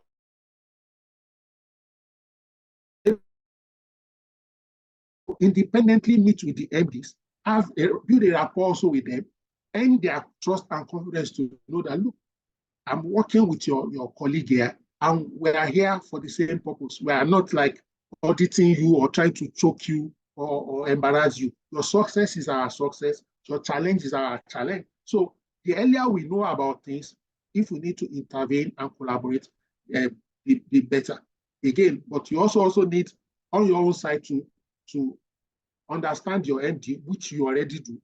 The other thing is understand your group HR, head of HR, and know what you can tell him, for example, in confidence, and what you can tell him formally, and how you can back end get him to get certain information without ruffling the feathers. Again, you require wisdom and tact, but ensure that you are professional. If you have guidelines, group guidelines, make sure you're not breaching it, because if the chips are down, somebody will remind you that you are the head of HR and you are the custodian of the processes. And did you breach it or did you adhere with it? But some things are on the borderline gray areas. So you just apply wisdom and you try to be circumspect. Okay. I hope I've been somewhat helpful. We can take it offline. Let's quickly go back to Dr. Adetutu. Then we take Akinleye and we wrap up. Thank you so much, sir. It's been an insightful evening.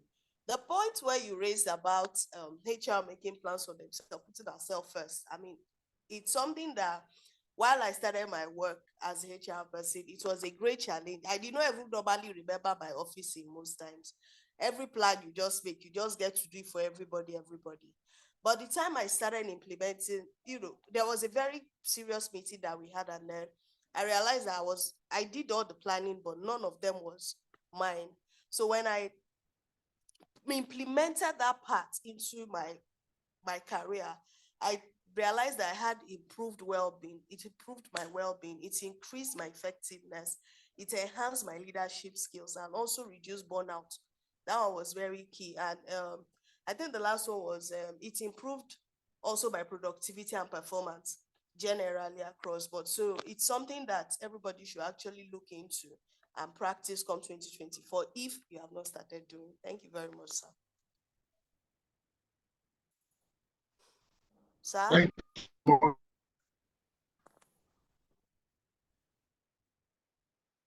Thank you so much, ma'am. Thank you so much. We have just 2 more contributions and we wrap up. Akinleye Abukumi, please. You have the floor. Good evening, Mr. Oluyemi. Thank you so much for the opportunity and the platform. So, sometime last year, I newly joined into the HR, migrated into the HR sector, and sometime early last year. And unfortunately for me, as at December last year, I was diagnosed of a terminal disease, and I had to quit my job and focus on my health. So, to the glory of God, about August, I ran my test again and I was totally free. I'm now very fine and I've been applying.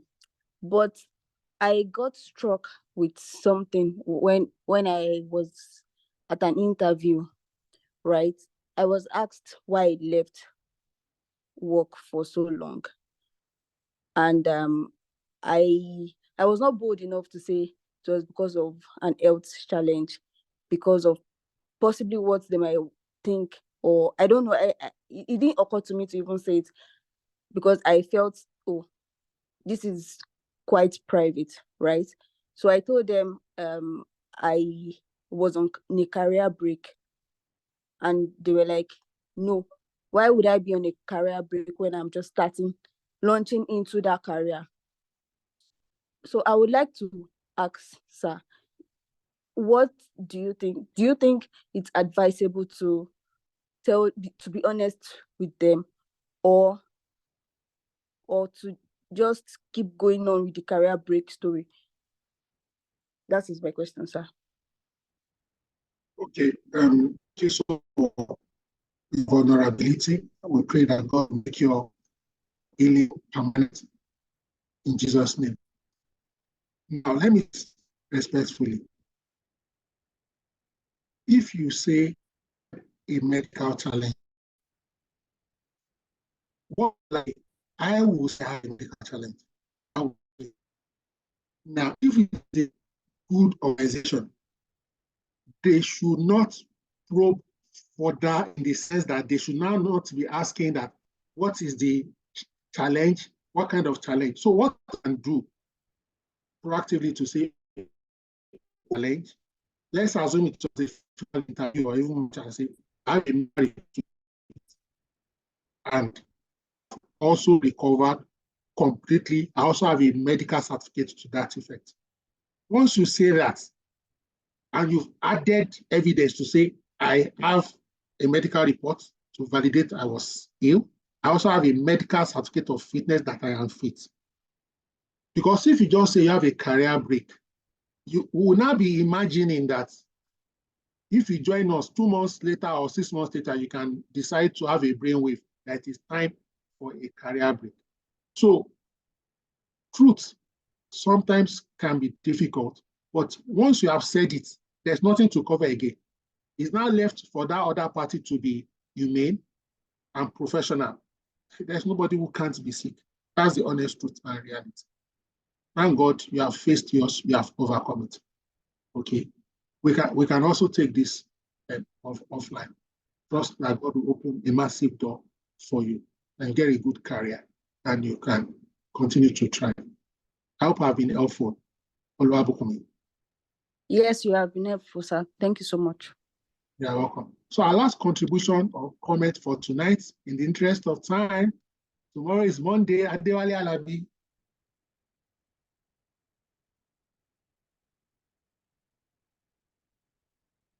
Hello, Adewale Alabi. Okay.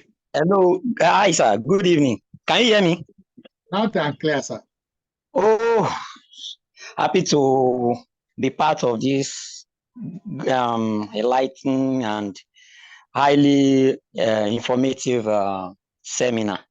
In fact, I must confess I'm really, really educated. Thank you very much, sir. For over 2 hours now, 2 hours, 30 minutes or so, you've been telling us real life experiences and things that will really touch our lives. Thank you once more. And I have a confession, sir, to make. I am not an HRO person. In fact, I did public administration in my university days. Yes. So how I even joined this seminar this is my first time of joining this seminar is through you. If you can recall, there was a time that you were being interviewed on one of these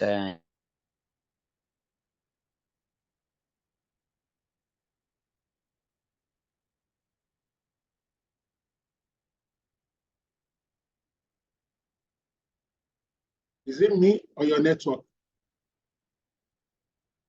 I can't hear Alabi Adewale again. I think more of his network because I can hear you. Okay, all right. Thank you so much, sir, for wading in. All right, I think this is a very convenient time to call it wraps. I would like to thank everyone that joined this session tonight. Thank you for your time and attention. Also, I'd like to appreciate everyone who contributed either via dropping messages in the chat box. It was very engaging and lively. And also everyone that contributed their quota and shared their insights, ideas, responded to questions. Thank you so much.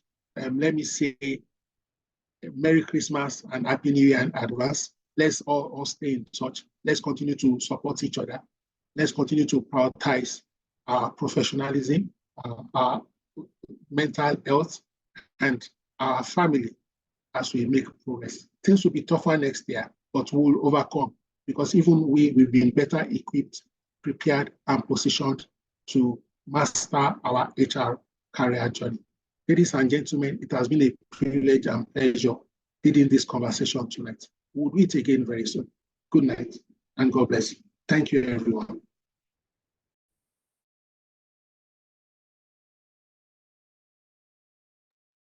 Thank you so much. Merry Christmas and a Happy New Year in advance.